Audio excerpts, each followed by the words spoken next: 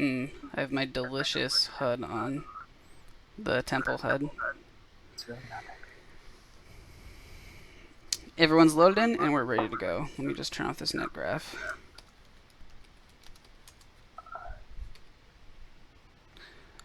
Okay, everyone, so this is the UIUC 2014 Ultimate Championship, and we're going to be having double 5 versus farm and feed here. Let me turn on my sound a little bit more. That's a little better. Dire team ban. So it looks like we have standard bans, roughly. I mean, Venomance is a little bit weird, but he's pretty good support, I'd say. I think with the Venomancer ban, they're going to be looking for someone in the offlane that can basically survive a lot of stuns. Generally, if you want a strong offlaner, you want to get rid of slows because slows tend to mess with an offlaner significantly more than stuns do. Stuns are only momentary and can easily be escaped, but slows significantly affect the chance of death in the offlane. Yeah, I would agree. And Clockwork's Invoker. just a strong offlane. Invoker, these teams maybe know each other. I'm not sure, so they maybe could be a pretty good Invoker player. And then Bristleback is just, well, pretty strong mostly all the Bristleback's time. one of the strongest snowballing heroes currently, so pretty smart to get rid of him. Basically, just press a button and win the game. If you can press it enough times, that is. Bristleback's good for those teams that can really extend a fight, like where they're all pretty tanky, or they all have a lot of disables or something. You can really extend the fight, and then he'll get more damage up. And we'll see what the first pick is going to be here. Reserve time. Keep in mind that generally they may not go for the completely best meta, so it could be a little more interesting.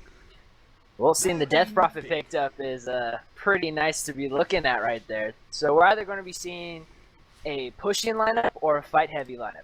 What most people think about Death Prophet when they see it get picked up is instantaneously people are like, oh, it's just going to be a push lineup. But Death Prophet's actually a very strong team fight hero. That big AoE silence, the constant nuke every 4 seconds once the Crypt Swarm and the passive get maxed out. Death Prophet's actually a very scary team fight hero as well. So we're probably, depending on how the bans and the rest of the picks go, we might be seeing more of a fighty, tanky Death Prophet than a pushing Death Prophet. Yeah, that we could have be an true. Enchantress pickup.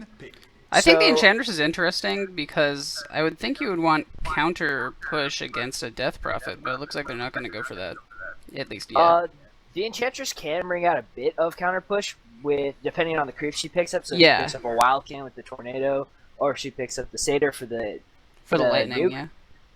Well, that could work. It's not lightning. The lightning you're thinking of the other one. Harpy. I was thinking of I'm talking about the Harpies. Satyr. Sorry. Also, Enchantress does a lot of damage. And Death Prophet, while tanky, can't really take a huge amount of pure damage. And the Shadow Shaman with the lockdown is going to be a little... Like, Shadow Shaman's lockdown is good. Also, he's got... Oh, Pugna. So, real quick. Shadow Shaman has a lot of counter push in the Ether Shock and a lot of lockdown, which is definitely needed against the Death Prophet. With the Pugna pickup, this is definitely going to be going for a push strat on farm and feed. So, Double 5 better get the shit together, otherwise some bad things are going to be happening. And we're seeing a Timbersaw ban, which is actually really good. Although Pugna's Nether Ward generally does tend to do really well against Timbersaw, Timbersaw still has a lot of burst damage, which Death Prophet, one of her real strengths early game is she's relatively tanky. But burst damage is she's really susceptible to that until she gets a BKB and like a heart. I don't know, I'm sort of questioning the Timbersaw ban because you're saying that Timbersaw does pretty good burst damage, but first of all, he's going to take a lot of damage from that Nether Ward, and second of all, Death Prophet has a silence, so you could just silence him. Yeah, that's true. There could, maybe Farm and Feed is planning on picking up a couple more squishy heroes, or maybe a lot of strength, like their next 2 or 3 could be strength heroes. Other than that, Timbersaw, I don't really know why they would ban Timbersaw, other than he's just got good burst. So, yeah. Oh. But Double 5 sensing the push strat is definitely going to be getting rid of that Nature's Prophet. Because if you have a Death Prophet and a Pugna, you do not want to be dealing with the Nature's Prophet on the side. Yeah, they're gonna get a little bit of counter push with the Shadow Shaman, but I don't think it's enough, especially because Shadow Shaman usually Shadow Shaman's good at counter pushing because he can hit a lot of creeps at once, but this kind of push with the Pugna and the Death Prophet, that doesn't matter. They take the tower. They don't need creeps to, like, tank it for them. They just go at it, basically. Yeah, Double Five is going to be needing. They're probably going to be needing either to pick up a Treant Protector Team banned. to deal with all the push, or they're going to be having to pick up heroes with long range abilities and a lot of quick nuke damage to really make it so that Pugna and Death Prophet can't pressure the towers. Now, seeing the Slark ban 10 seconds is interesting. Slark can actually deal 5 a seconds lot of remaining. damage because in a push strat, you generally have relatively squishy heroes that have good burst damage and can do damage to towers. Slark is actually really good at picking off heroes like Pugna, and even Death Prophet. Because although Pugna does have Decrepify, if he decreps Slark, Slark gets rid of it. If he decreps himself, then all of Slark's abilities just do even more damage than they normally do. And once Slark goes invisible, he's actually not like Death Prophet normally is able to run away and just have Exorcism burst down heroes. But Slark being able to snag her, keep her in place, and then use his ult and not be affected by that at all is actually really, really strong. Do you know if Slark, while he's ulted, will be hit by the ghosts? I'm not sure about that. Give me a second. Is that better for the Echo? Yes, that's better. That's perfect. I don't know whether Slark would be hit by the ghosts. No, he doesn't get hit by the ghost when he's invisible. Okay. So that could help a pretty good amount. Yeah, it's actually one of the reasons why Slark's currently one of the better heroes against Death Prophet. Again, though, I think with the Death Prophet, you could still just silence him. 5 seconds I remaining. mean, the silence has what? A, Yeah, 15 that second means you have to cooldown. land the silence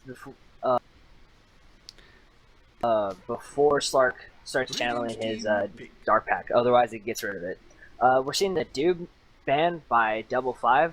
Doom is kind of weird. He's not necessarily a push hero. He is just a strong hero overall. With the pick of the Gyrocopter, still doesn't really make much sense if they're picking up an anti-mage or carry that really gets countered by Doom. Maybe they're planning on picking up like a Storm Spirit or something that's a really mobile hero mid. Yeah. Otherwise, the Gyro pickup after a Doom ban doesn't really seem to work that well. Gyro is a pretty good hero, but with the Flat Cannon and the Call Down, he's probably going to be pretty good against the push strat. Especially because, I mean, with the Lion and the Pugna, that's two really squishy heroes. Yeah. By the way, we're seeing the Lion pickup by Farm and Feed. Lion's a really good hero. He's strong with a lot of disabled, and if he does get a lot of farm and he can get an Axe, Finger of Death with Axe is actually stupidly broken. It's like a 20-second cool. It's a very high mana cost, but it's 20-second cooldown for a huge amount of burst damage. 10 Yeah. seconds remaining. I'm interested with his Gyrocopter because lately he's not been doing that well as a carry compared to other carries like Luna, which is actually not seen at all here. And the DK, I guess, how do you think they're going to lane this? Are they going to have the DK go mid, or are they going to have something different like Shadow Shaman? Because they could have a Shadow DK Shaman offlane. should have been their mid hero. With the DK pickup, they're probably going to put the DK mid. DK can offlane. You basically just play him like mid, but he's kind of hard to offlane with as a melee hero. You basically just have to sacrifice your courier to the offlane Dragon Knight. Whereas with the Shadow Shaman, I don't know. I don't really like the pickup of the Dragon Knight after the Shadow Shaman, because when Shadow Shaman goes mid, that means he really is able to put more in his Ether Shock than his other two abilities. When he's supporting, he really has to focus on getting the Shackles and the Hex and kind of sacrifice the Ether. And the Ether Shock's really going to be one of their better abilities to get rid of. And we're seeing the Abaddon get picked up. Abaddon, after the Doom has been banned, is actually pretty smart. Normally, Abaddon is a high priority Doom target, especially now that Doom's been fixed to where Borrow Time does not proc after it hits 400 and get rid of the Doom. So Mist Coil and the 5 seconds remaining. Aphotic Shield are really going to cause a lot of problems for Double Five.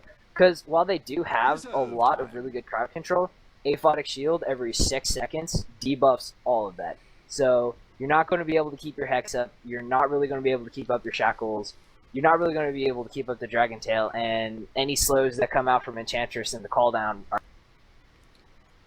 are basically going to get countered. So Yeah, picking up Abaddon when you do have squishy heroes on your team like Pugma and Line is really smart of a pickup. It's almost a problem that Double Five banned out the Doom, because Doom would have worked really well against the Abaddon.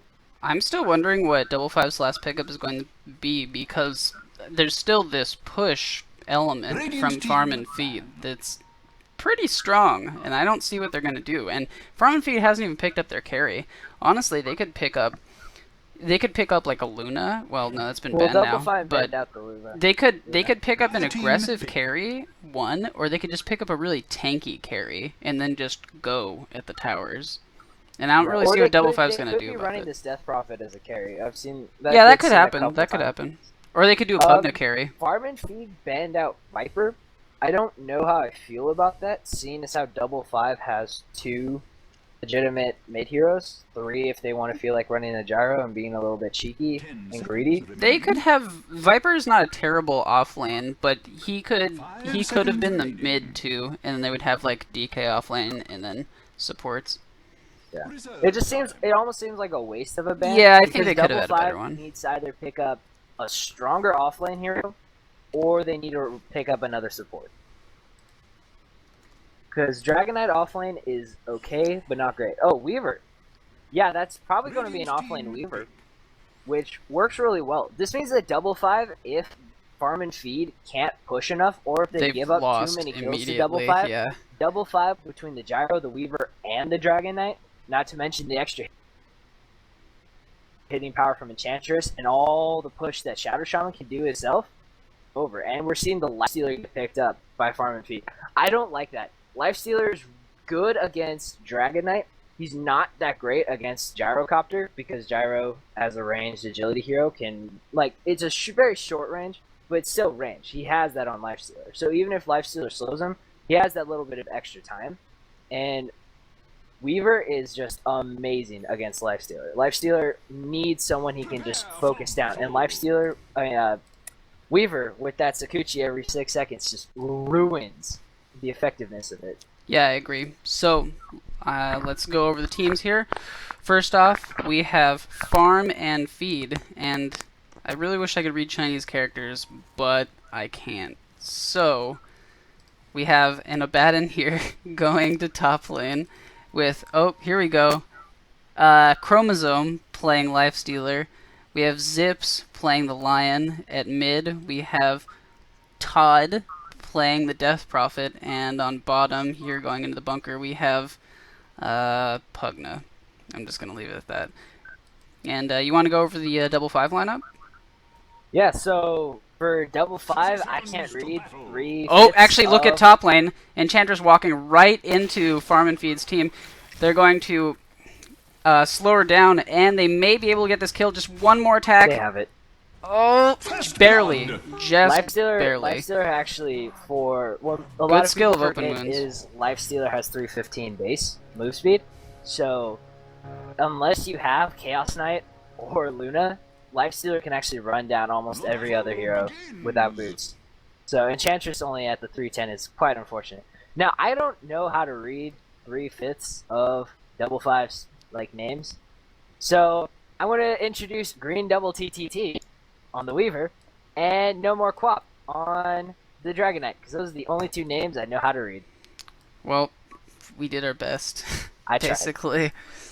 So, looks like we're going to have dual lanes from Double Five, and looks like we'll have an aggressive tri lane here from Farm and Feed.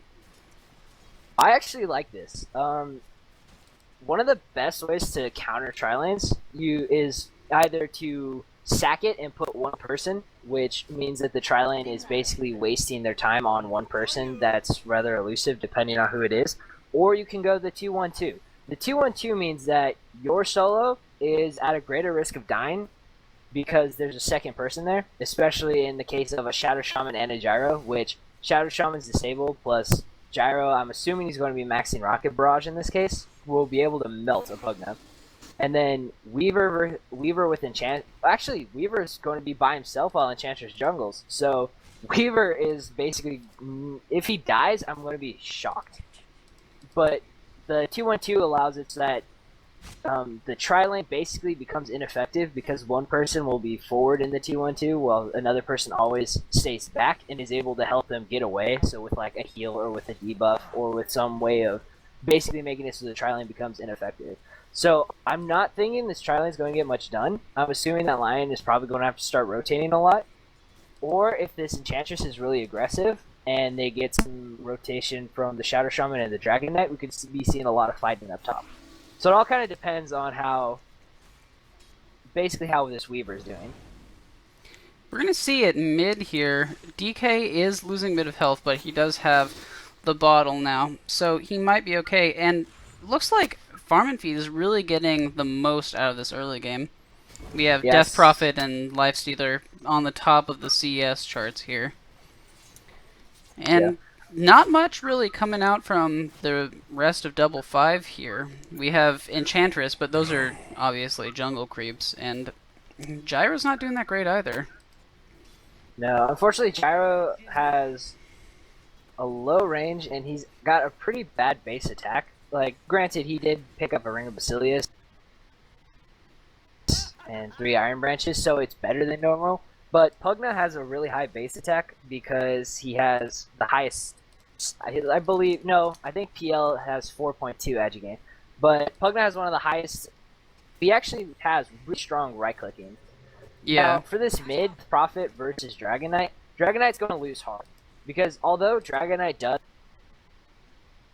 have Breathe Fire, like, per total amount, Crypt Swarm costs less for the Death Prophet than Breathe Fire does for the Dragon Knight. And it does... I think they do about this... They do the same. Yeah, they both do 300. But Crypt Swarm, I think, has a bigger cone, so it's easier to land. And it's significantly more spammable. Like, once that Witchcraft gets put all the way down, it's going to be a 4-second nuke. So it's going to be seriously hard for the Dragon Knight to get much of anything in this mid lane. Looks like we have switched to dual lanes for Farm and Feed here as the Lion has come down to bottom. Because Pugna, while he does do a pretty good amount of damage, he's also pretty susceptible to dying with not much health. I like this idea, because that way Lion and Abaddon are going to be able to pick up levels that they normally wouldn't be able to pick up.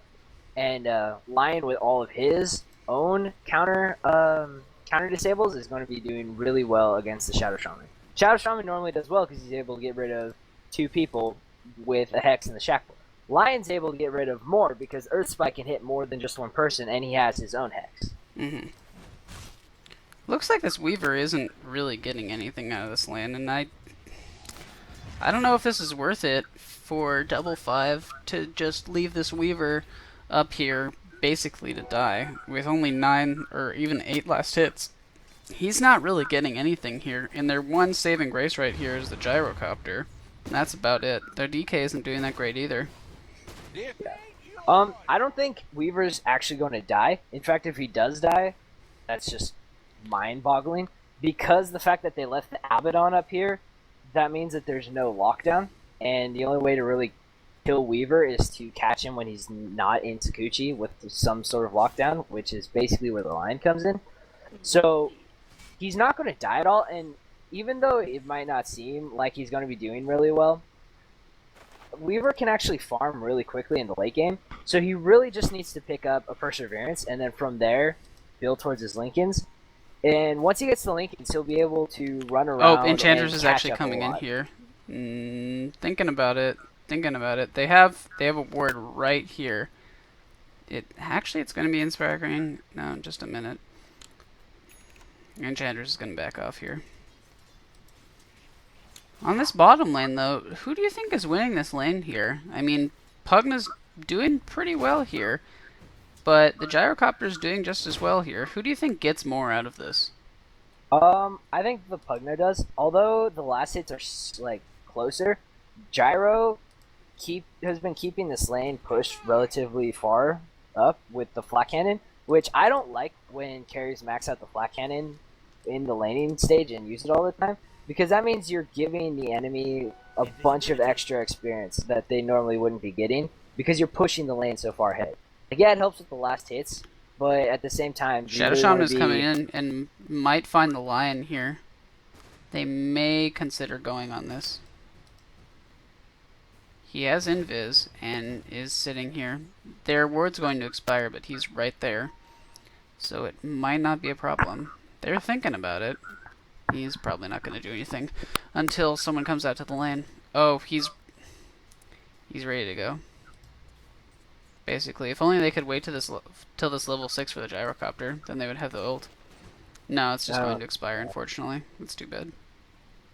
So like I was saying, yeah, Pugna's going to be getting more out of this because he's getting levels, and that's what Pugna really needs. Is he just needs levels. Like, granted, he needs he needs items to stay alive because he's level 5, sitting at 587 HP. That's what like a lot of heroes start as their base HP at. But getting all the levels to max out the Nether Blast and putting more points in the Nether Ward, it's actually doing a lot better for him because Gyro has like. Oh, wraparound gank coming on mid. DK has turned to the ult for him. He's going to Dragon Tail the Death Prophet. Death Prophet has basically no mana. It's just going to have to run away. She does have 3 up in the Crypt Swarm, and with the boots, should actually be able to run away from this. The Courier coming in too. Oh, just barely gets microed out of the way. And it looks like she may be okay. Yeah, just going to be okay. They're going to have the Shadow Shaman come back down to bottom, but there's not much you could really do about that. It didn't look like Enchantress could ever get off the enchant, unfortunately. So couldn't get that slow, and with Death Prophet, Witchcraft is too fast. She got it off. Death Prophet at the beginning, maybe. Yeah, no, she got it off before the Centaur was able to get there. So, unfortunately, if the Centaur made it, they might have had a chance of getting the Death Prophet, but I highly doubt it. If they'd had a Troll, that could have worked, but if they had Centaur's just not enough range. No, they needed more than just one creep. And then the Boots of Travel first on the Death Prophet. I really like that. That's pretty legit. Like, normally when I play Death Prophet, I'll do... He may actually kill the DK right here. Will Dragon Tail on the stairs and bottle up. Death Prophet's going to keep going for this, actually. No, we'll just... Death Prophet will just wrap around, maybe push mid. If she had walked back a step and had dodged the Dragon Tail, she probably would have been able to get him just from Crypt Swarm. It's kind of hard to think of that through all the time. Generally, when you're chasing someone like Dragon Knight, you're like, oh, what can he really do? Dragon Knight just stopping at the top of the staircase is generally what he will tend to do. So, it can be done, and she might have been able to get a kill on him, but unfortunately she just didn't play it right. Enchantress is now jungling inside the Radiant jungle, and this game is interesting because I would think from farm and feed, you would have a pretty good push element, but it seems like they're going to wait, get a little bit of farm off of that. Let's check the XP graph here. Roughly about even, in fact. And the gold graph, going about 1,000 in terms of farm and feed advantage, which is not too much. And this game's actually a lot more even than you would think. Yeah. Let's switch over to the net worth here. Farm and feed probably needs to start picking it up soon. Like with the Lifesteal and the Abaddon, they don't have to as much. Those heroes can kind of just do their own thing and farm for a while. But the Death Prophet and the Pugna definitely should start pushing. Like, Death Prophet is 8, and she has Boots of Travel. There's no excuse for her not to TP bot with the Pugna and the Lion and just start pushing that bot tower, or to have the Pugna rotate mid and have them start pushing that tower. Like, the Boots of Travel first is cool if you use it to its full effect, but if you're just kind of going to teleport in between your lane and then back to base, then you're kind of wasting the element of having such an early aggressive. Lifesteal is actually infest inside the Death Prophet right now, and they're going to go on with Enchantress. He comes out and doesn't look like... Oh, yes, he will be able to get the open wounds off. It wasn't silenced. Or, sorry, I don't know what I'm talking about. The DK does actually port in here and will get the Death Prophet. Lifesteal is running out. He will dodge the Swarm, but Weaver does have the speed that it takes. Will Shikuchi again and running towards the tower. Will hit him with the Shikuchi proc, and not enough. Just barely living on about 50 health here. Lion does get Dragon Tailed right down at the tower and will immediately die. That brings it to 2 to 2. The Lion was not smart in TPing in. There's, like, it looked a little bit sketchy for the Lifestealer, but you also have to remember that Weaver without items means that the Geminate is not as effective as most people would imagine. It was kind of unfortunate that Death Prophet went in. I don't necessarily think that Lifestealer is the best. Well, Lifestealer ult really isn't the best with the Death Prophet. Generally, people try to run away from a Death Prophet, especially because Crypt Storm. I'm a little bit shocked that the Enchantress turned around. If she, granted, she saw that the Dragon Knight was coming from behind and that the Weaver was rotating down, so that's probably why she did. But if she had kept running, she would not have died, and she would have been able to heal herself up, and she probably from that could have turned around and reinitiated. So, if she had played that a little bit smarter, I don't think she would have had to die. Yeah. But at the same time, the Lifestealer Death Prophet bomb didn't actually work out as well as it could have. In fact, Lifestealer's probably going to have to be going to do Infest bombs with either Abaddon or Lion. One of those two is probably going to have to pick up a Blink Dagger. In fact, Lion probably will be picking up a Blink Dagger, and he'll probably be the better choice for the Lifestealer bombs. But otherwise, I don't think there's going to be much synergy with that. Death Prophet has the haste rune, and they may consider pushing this tower. Oh, no, actually Death Prophet's going to port to top lane here, and they may go on this Weaver. No, they won't. They will probably take this top tower then with 4 of them here. Or actually, all 5 of them now with Pugna coming up. They managed to pick up Not too much defense here. Oh, did they manage to pick up Enchantress? I didn't see that. It's my bad. They only have Weaver and Shadow Shaman here, and with Death Prophet popping the ult, they should definitely get this tower. I don't see anything that Double 5 can do, and in fact they're just going to leave heroes in the other lanes, and this should be a free tower here.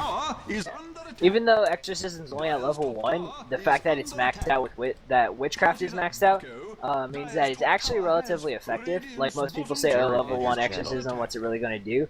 If you've maxed out the Witchcraft, it's actually going to do a lot. It's got 10 spirits to it.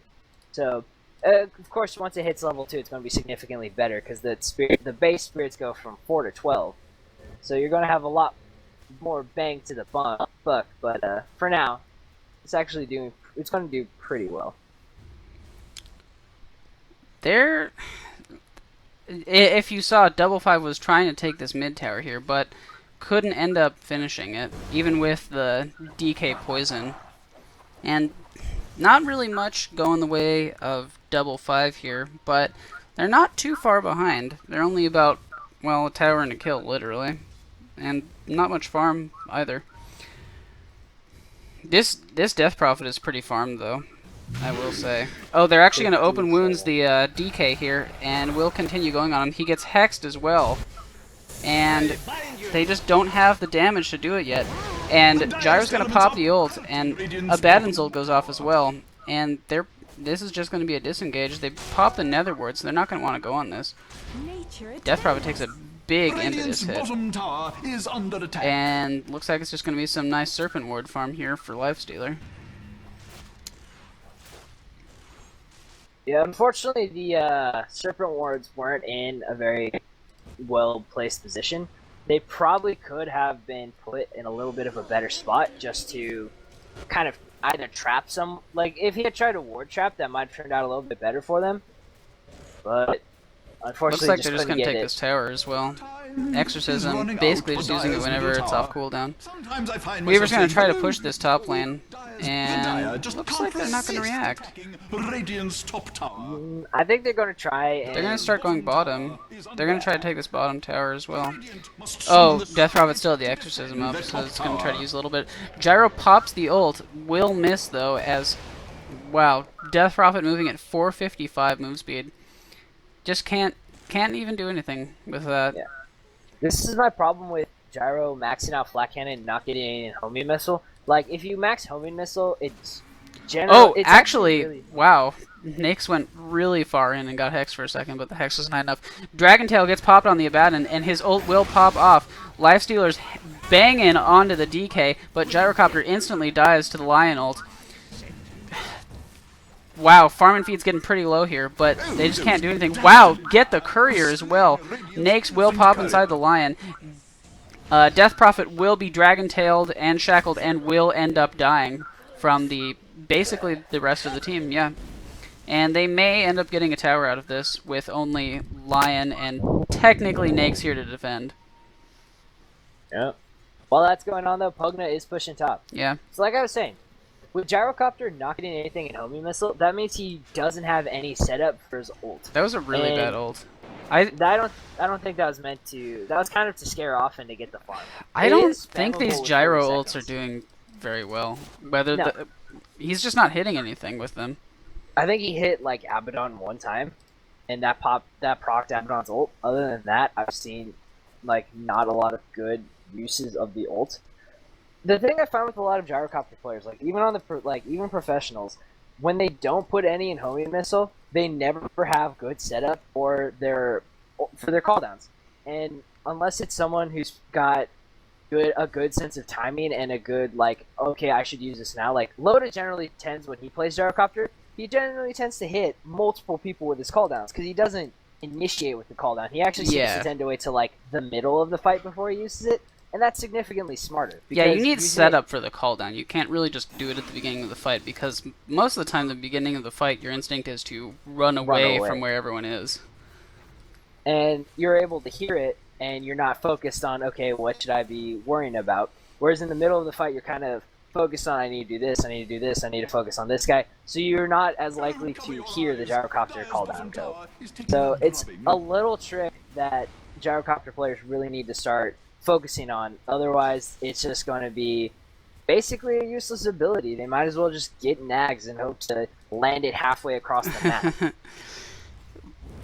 Looks like this tower is probably going to go down. One more... No, they'll just deny it. Yeah, it'll end up being denied here. Almost got hit by the catapult. Wow, actually, Death Prophet, Boots of Traveling in here, and they are going to try to go for another tower here. Weaver is on the side, ready to go. And this looks like could be a 5-on-5 engagement here. Yeah. Double 5 really needs to start getting levels on the Dragon Knight. They don't have enough burst. They don't have enough AoE. Let's see. Pugna's Ether mech Shock is up as well. Shadow Shaman actually did decide to go for the maxing Ether Shock, which generally you don't tend to see on a support Shadow Shaman. It was actually really smart for him to do it in this case. They pop But the Exorcism. They need that level 2 Dragon form on Dragon Knight, otherwise it's not going to be as effective. Yeah. And they're just not going to be able to deal with the creep waves. This Nether Ward as well on the side is really helping out a lot. And they haven't found it yet. They did see the hit once. Enchantress is going to try to look for it, but this tree here is in the way, I believe. I don't think that's a path. Oh, they did actually end up getting the top tower while this is going on.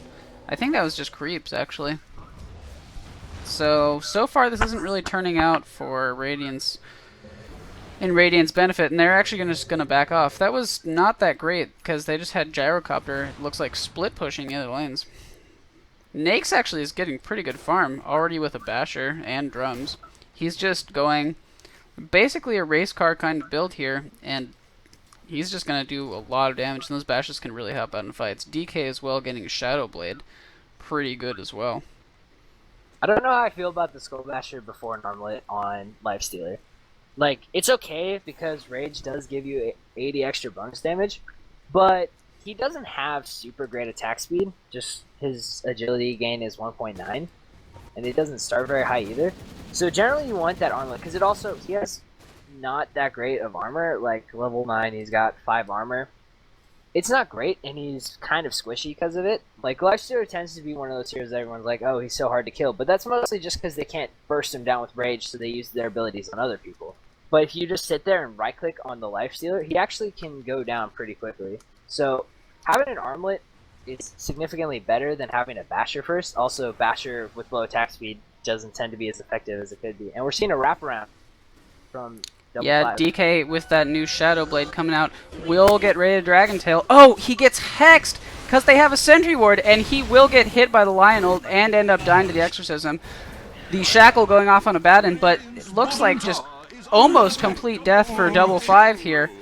This Nake's just banging on people, and the Basher as well. With the Mech and the Abaddon, he just doesn't die ever, and they're just going to farm these wards, and Exorcism is still up for a little bit, but even with it down, they still have Pugna, and he's just going to destroy this tower. The glyph won't even matter. Yeah, I think that was a useless glyph because, I mean, technically it stops them from going to tier 3, but wow. Pretty good fight there. Let's check the XP graph. Going way up here. Looks like right now at about 1,000, and it will update in a little bit. And gold graph as well, about 2,000 in... Oh, wow, just jumped up to 4,000 in Farm and Feed's favor, as well as the XP graph at about 2,500. And that mostly due to that last fight. That last fight went pretty well for Farm and Feed. And Death Prophet now will be going a Bloodstone and has a Yules already. And what do you feel about this Gyro BKB pickup here? Gyro going BK first is a necessity that I think is the reason Gyro is not as popular now as he used to be, and why Luna is more popular. Gyro tends to need the BKB because he's just not fast, has low attack range, and he only gets a couple shots off of the flat cannon before it's not useful anymore. So he needs a BKB in a fight so he can go around and basically do Rocket Barrage. The reason Luna has become so popular is she doesn't need to rush the BKB. She can actually get it as her like third or fourth item. So whereas Gyro needs it second, Luna can get it after she finishes a Yasha and a Helm of the Dominator, or after she finishes a Manta and the Helm of the Dominator. Now, if they're smart, they're going to see where this Nether Ward is, because Gyro did pop the ult, and with another spell being cast here, they are going to know where this Nether Ward is if they want to try to get it. Won't end up mattering, though, because they will just take the tower quickly. Actually, that Nether Ward positioning is really hard for double 5. For the Dire, unless you have someone who can... Cut down a tree. They have to cut down that tree. If they can't cut down that tree, you can't get to the Nether Ward. So it's actually a very strong... Let's see if they have anything to cut down trees here. Looks like no. No. Yeah, I'd assume that. If they wanted to, though, since they are reasonably close to the base, they could just have a support by a Tango and bring it out. But not going to be the case, as they did already get the tower here. Looks like there's going to be a wraparound here for the Death Prophet. Dragon Tail goes out, Swarm as well, and just, even with the Boots of Travel, Death Prophet just died so fast there with the reasonable length of stun from the Dragon Knight and just all the damage coming out of this Weaver. No, it's not innate damage that he has, but the Swarm with the minus armor really helps. Alright, I want to point something out to this Dragon Knight. Never put, like... you never take stats over leveling the Dragon form. Oh, yeah, he has actually got 3 points in stats. He's put 3 points in stats instead of the Elder Dragon form. Against a push lineup, I don't know if he hasn't read the patch notes. Yeah, he may not know about the old patch. That could be true. Like, that's like 2 or 3 patches ago. Like, that's old news. Like, you should know that by now. The red, for those who don't know, the level 2 Elder Dragon form now has the burn damage. Yeah, the Fire Dragon the first one has the so you poison pick as well. Up. Otherwise, you're literally wasting almost all of Dragon Knight's potential. Because the poison is pretty bad. But having the splash... Oh, actually on top lane, really looks like they're going to consider going on this Weaver. They have Sentry Wards up for him, and this tower is pretty low here. I think they're probably just going to take this tower and back off. Yeah. Oh, no, they will actually continue here. They're going to try to find this Weaver. He is running away, though. But they have a Sentry Ward up here ready. Actually, the Dire does have their own Sentry Ward. Oh, they will end up killing it. And no towers, no outer towers left for double 5. And now the problems really begin, because they have a lot of farm-dependent heroes. And if you look, Gyrocopter, Weaver, DK, they don't have very much farm. They're sitting in the 4 to 6 net worth positions. And that's not very well. Especially not considering when Death Prophet and Yeah. Lifestealer they're are in the sitting top up above 10k. which is really scary. Because Lifestealer actually finished in Abyssal. That's scary. That means that everything... And this Pugna Necro book, too. Check out mid, Yeah, he's actually going to get ulted on, and will be trying to run away here. He's slowed down a little bit. Well, not slowed down, but he is ticking down. But the Abaddon is back here, as well as the rest of the team. Lion actually gets a great stun off, and with the ult, and just all the damage will end up picking off the Gyrocopter and the Shadow Shaman. DK gets Uled here by the Death Prophet Uled. He will Shadow Blade, and I don't think they have any vision here. Yeah, Dragon Knight's just going to go around and TP back to base. But what started out as Nakes being in a pretty precarious position ended up being a 2-0 for Farm and Feed, with his simple tank ability just letting him live while the rest of Farm and Feed was coming back from the Radiant jungle. What do you think about the Necro book here? I mean, it seems to be... They are going with a push lineup, so it could help, but what do you think about it? If you're going to go in for a push build, you buy 5 Necros on one hero, and then you have everyone else buy a Necro. Oh, okay. Necro is a great push-in thing, and especially with having a Shadow Blade on a Dragon Knight and having a Sakuchi on the Weaver. So the level 3 Necro melee creep can see that. They're coming down to Rosh here, but they're not going to do it because this Necro Warrior is just keeping them out. Nakes will pick up the Aegis, and that looks like that'll be it. Double five running back into the base, and it looks like they may push this bottom lane here. All 5 grouped up, and this might spell the beginning of the end for Double Five here if they can't hold this. They do have the call down, and they do have the Shadow Shaman wards, but other than that, I'm not seeing too much here. The Dragon Tail could help out a little bit, but they're going to need to prevent this Pugna Blast here just occurring once every maybe 10 seconds or so. Once they clear this creep wave, he'll probably just do it again. And what are you going to do about that? Not much. Unfortunately, when you do let the Pugna Death Prophet combo get through, you have to have like a Windrunner and like a Sniper. So you can just harass them so much that they can't get close. Otherwise, you can't do anything to stop it. Now, what I'm wondering is, what is Dragon Knight? Oh, Dragon Knight decided to go for a second Dragon Tail level instead of the Red Dragon. Yeah, we'll see if he gets it. Ends up getting it at 16. They actually pop the ult here. DK pops the ult, and they're going to try to run down, but unfortunately, looks like Farm and Feed were smart and did end up TPing away. They may end up getting this Lion here if he goes the wrong way. Nope. But probably not. The Lion has a Force Staff. What Force and Feed... I mean, Feed and... Farm and Feed. Farm and Feed. Farm and Feed. Yeah. I was reading Force Staff and I said Force and Feed. Farm and Feed, what they've done actually is make their team so mobile or tanky that Double Five really can't get pickoffs, which with a Shadow Shaman and an Enchantress and a Weaver and a Dragon Knight. Oh, like actually, Lion's going to be Dragon Tailed up here, and he should die. Yep, last hit will do it. He was in kind of not a great place, alone at the bottom rune spot by himself, and obviously, well, maybe not obviously, but it's pretty good chance that they're going to have a ward on that spot, as it is one of the entrances to Roshan. And now actually Double Five are grouping up for a little bit of a push here. Death Prophet will come in though. Shadow Shaman's going to pop the wards, and this could actually help. Farm and Feed have to sit behind their tower for a little bit. Actually, Nakes is coming out, and with the open wounds, will end up cleaning up the Dragon Knight, and Enchantress might be the next to fall here. Will be healing up with the Wisps though, and wow, look at the damage from this Invis Death Prophet here. They will end up killing the Shadow Shaman with the stun here, and looks like the rest of the team is going to get out here. Yeah, that's the end of that. And another 2-0. For a Bloodstone. Yeah, this Bloodstone's going to have a lot of charges if these fights keep going the same way. Oh, she's not. Oh, then She just keeping it as a casual point booster? She'll probably get it afterwards. She'll probably get it. She almost has the heart. Scotty. She almost has the heart.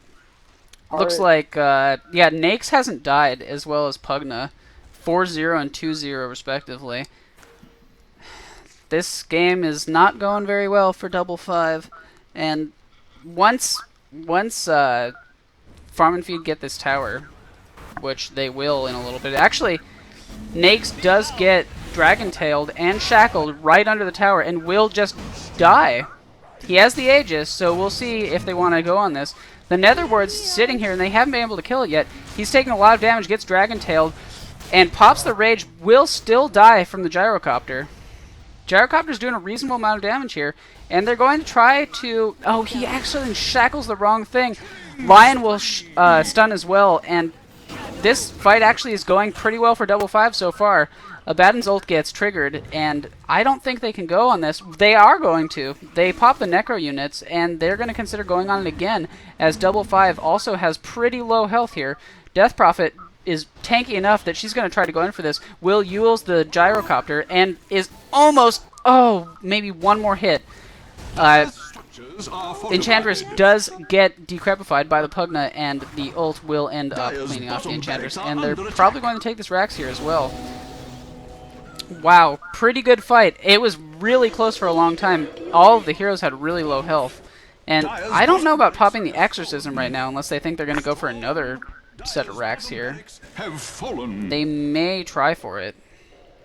If they want, they could rotate mid. Yeah. All of Farm and Feed heroes are back up, so... No, they're just going to go back.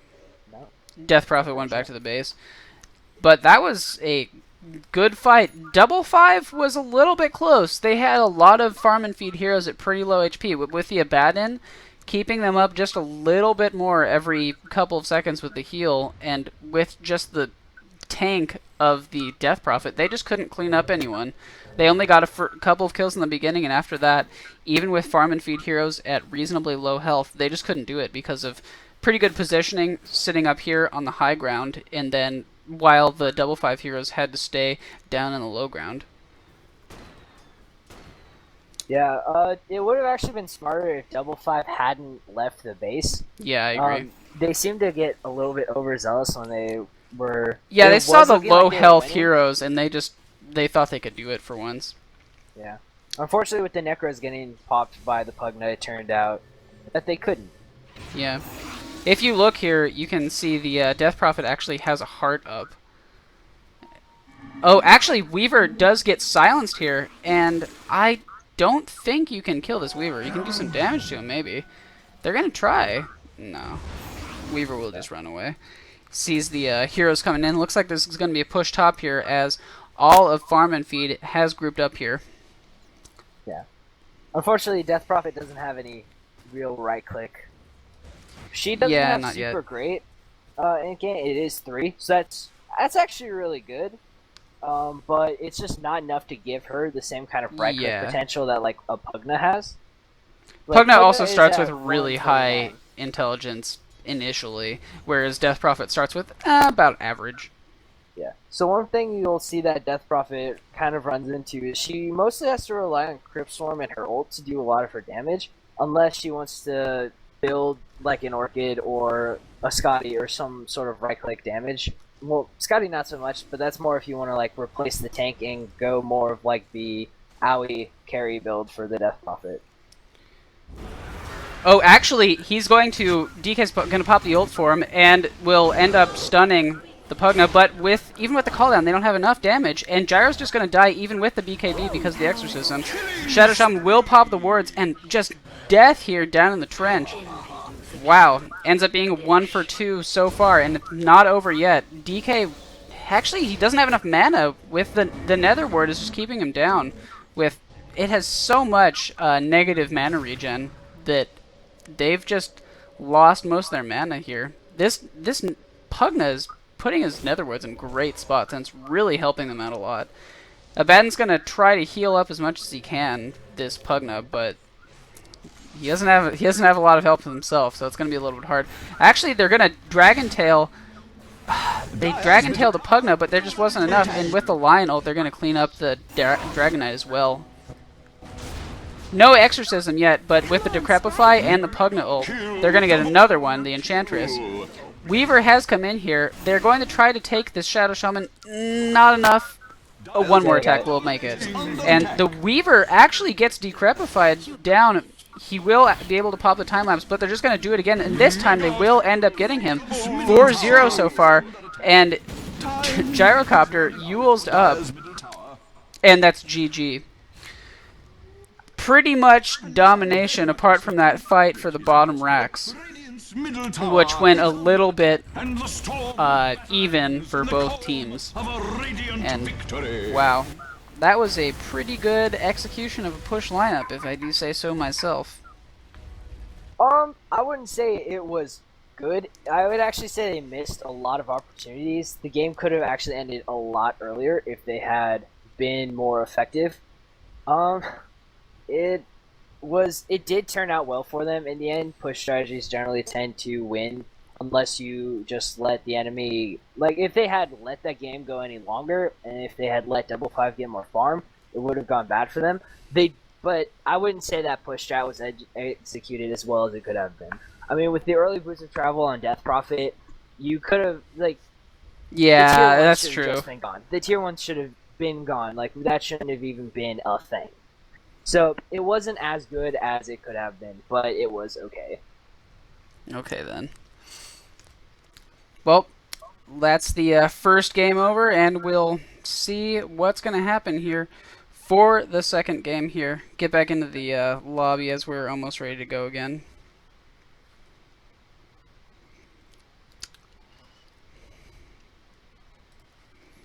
I'll tell them ready, and should be ready to go again. I'm assuming I'm not tapping out with work. No, just stay. Looks like we're gonna have a short break here for just a second. And shout out to our 9 viewers that we had. I did see we had 11 earlier, which is a stream all-time high, just like to say. We're gonna have a very short break here while we have short bathroom break, and then we'll get into the second game here. So, Farm and Feed with the first win of the championship. And that was, I mean, I agree with you. The Boots of Travel was not great, but I think considering the problems that they created in the early game, they still managed to execute pretty well, I would say. They did it well enough to win, so I'm obviously not going to be ragging on them. They won, which was good for them. They executed it. I felt more in the mid game is where they were executing more effectively. In the early game, they didn't use their advantage or their abilities to the extent that they could have, but they did it well enough to where it was like, all right, well, at least in the mid game, we've made enough of a cushion for ourselves to where we can start blocking out Double Five and then start taking the advantage. Yeah.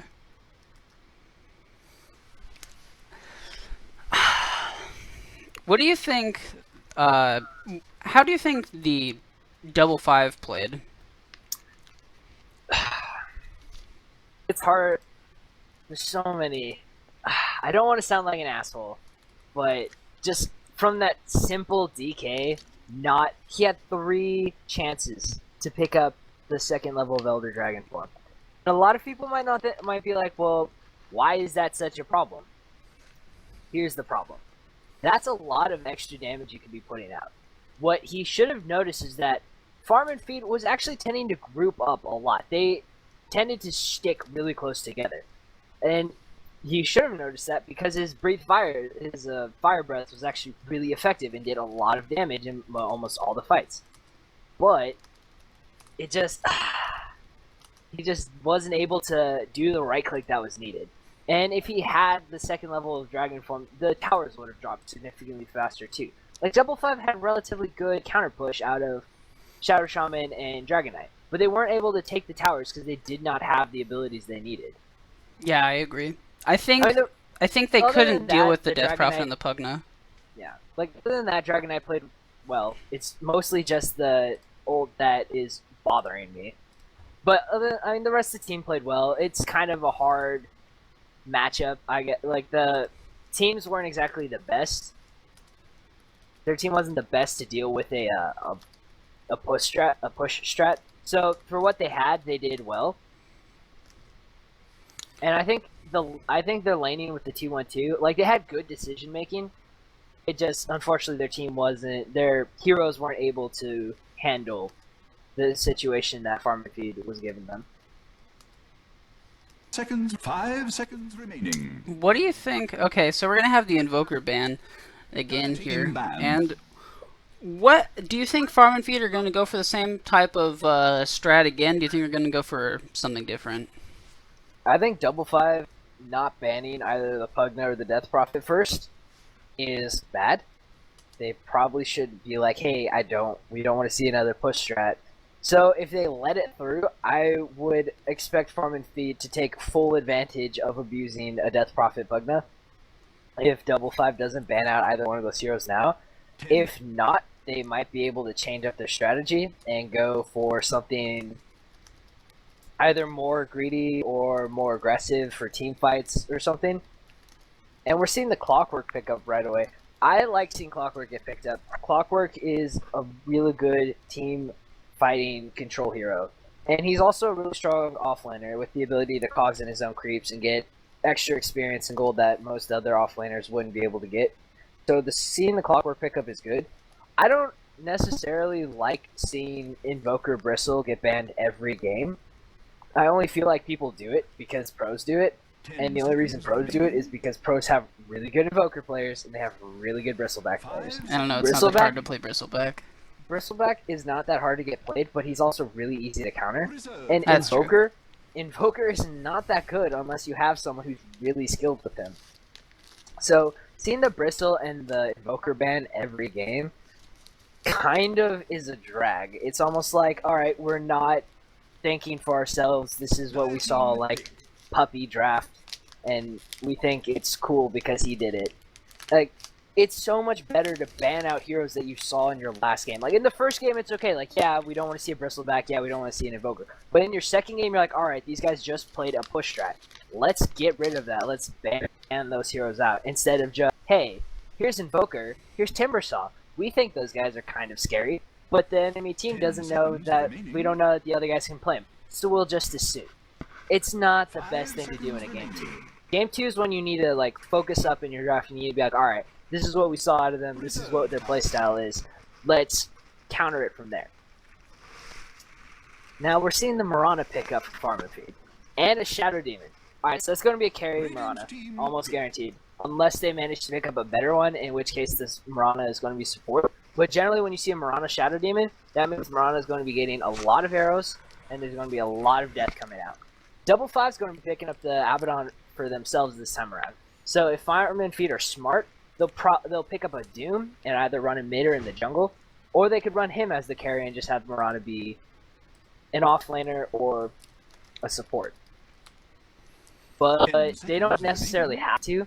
Abaddon is a strong target to get doomed, but if Farm and Feed has a better way of dealing with them, generally if you have good silence, or if you have good burst damage, then Abaddon isn't as effective as he normally is.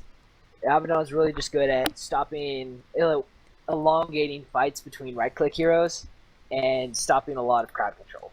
And we're seeing the Crystal Main get banned out.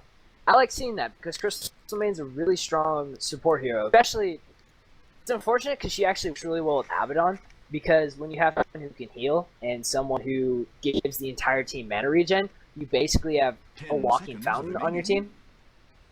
It's not necessarily as good as it could be, but it's definitely one of the better combos for supports when you want to have a lot of fight and sustain.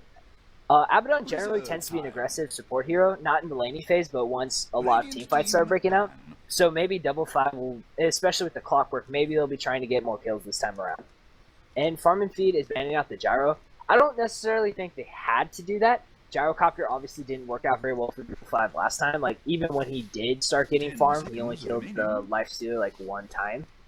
So, he's not necessarily super scary. I don't think if he's worth the ban, but nevertheless, it's good to kind of limit the options that Double Five has for their carry. Also, if Gyrocopter is something that their carry player likes to play a lot, that's smart for them to do. That's them changing up their strategy a little bit. And we're seeing the Nyx get banned out. I like the Nyx ban. Nyx is really strong and really scary. Sama hates Nyx. Like, I watched his stream the other day, and like there were like 4 times he played against the Nyx, and he was screaming like it was nothing. It's hilarious. Hey, I want to give a shout out. Okay, so everyone who's watching this game right now, post in chat, and I'll give you a shout out at the end of this game. I just want to see who's in chat here. Like, how many people that I don't know who are actually watching this stream. I think it might be interesting.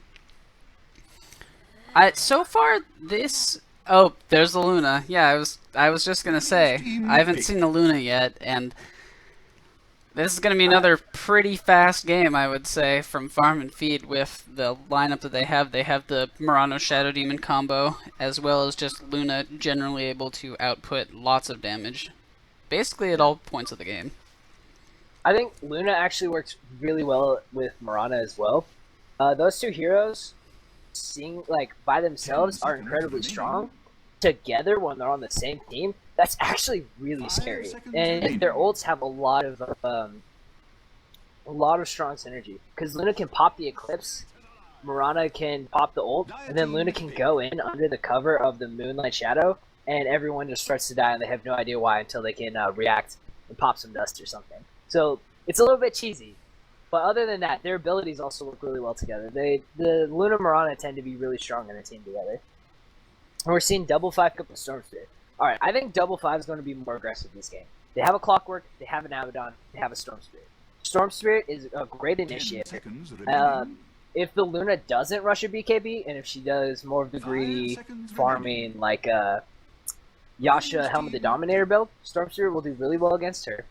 And Storm Spirit will do really well against the Shadow Demon. And this Alchemist is probably going to be a support. So if he's able to... If Storm Spirit buys an Orchid, then Alchemist basically is going to be useless this game. It'd actually be pretty cool if Double 5 picked up an Ancient Apparition. Because that counters basically Alchemist and any mech that they pick up for farming feed. 5 seconds remaining. I think that'd be pretty cool to see. Lifestealer, of course, as always, is a strong carry. So let's see if Double 5 can use him about as well as Farm and Feed was able to last game. I don't think this Alchemist is going to be farming. I'm pretty sure he's going to be a support. I mean, when you have a Murana and when you have a Luna, you generally tend to want those 2 heroes farming, or you at least want Murana in your offlane and Luna being your farming hero. Alchemist might be running mid. That is a possibility. But between Alchemist, Luna, and Shadow Demon, you have a lot of strong setup. In fact, I wouldn't be surprised if Murana was being run as the carry, and they put the Luna mid. Because Murana Arrow, plus Shadow Demon Disruption, and the Soul Catcher, and Alchemist Unstable Concoction, you basically can kill anyone in the laning phase, like, whenever you feel like. Wow, this Farm and Feed lineup is just getting stronger and stronger. I don't know. Double 5 has an okay lineup, but I think that Farm and Feed's heroes are just well suited for what they're gonna do, which is just kill. I mean, they just have so much kill potential here. Teams can kill. Both teams. This is what's great about both teams, is they both have insane kill potential. And especially what I like about Double 5 having the Abaddon is that means 5-second Murano arrow. 5-second Murana arrows are no longer 5 seconds. They're like a second and a half, maybe, depending on the Abaddon's reaction time. Unstable Concoction no longer is going to be a long stun because Abaddon ult and the Aphotic Shield. Aphotic Shield is able to take 2 scary stuns and basically make them useless. Or even Shadow Demon's Demonic Purge, I think you can get rid of that with Aphotic Shield. I'm not 100% certain, but if you can do that, that means 3 of their big abilities basically become useless. The only thing that really becomes scary then is the Eclipse and the nuke damage out of Lucent Beam and some Starstorm damage. Like, Soul Catcher's always going to be scary. I forget if it gets purged off or not by the Aphotic Shield. If it does, it's not that bad anymore, unless they use it after an Aphotic Shield comes out, but with a 6-second cooldown. That Aphotic Shield's going to be doing work this game. Okay. Reserve time. So Cameron, if I forget about the shoutouts at the end of this game, remind me, because this guy's challenging me that I'm going to forget. and we're not gonna forget the shoutouts. Who is it? Noah? Or is it just some No, other it's just person? it's some other guy. But Oh, we dude, are you can't going let to some give other these guy shoutouts. I promise. Jakiro. Wow. Okay, I haven't seen Jakiro in a little while. This is gonna be pretty good. Used to be one of my favorite heroes, and I still kind of like him. I just haven't played him in a while. There's just so much everything from Farm and Feed. They have carry, they have damage, they have stuns, they got everything. So I'm assuming with the Jakiro pickup, we're probably going to be seeing a mid-alk, an offlane Mirana, and then the tri-lane out of Shadow Demon Luna Jakiro. They actually would be able to run their own 2-1-2 here with Mirana, Shadow Demon, Luna Jakiro, and Alk mid. Jakiro has actually, with the changes to Dual Breath to where it's more of a big, it's almost better now to max out the Dual Breath and only put a couple in Ice Path and Liquid Fire. So, Jakiro does have a lot of kill potential. Rubik being picked up was genius. Yeah, that's really good. Now, he can pick up all the stuns. This double 5 drafter, let me tell you something about this double 5 drafter. This Tell guy me was something like, about him. he was like, hey, look at all those great abilities. Let me pick Rubik. And you know what? That was the right thing to do.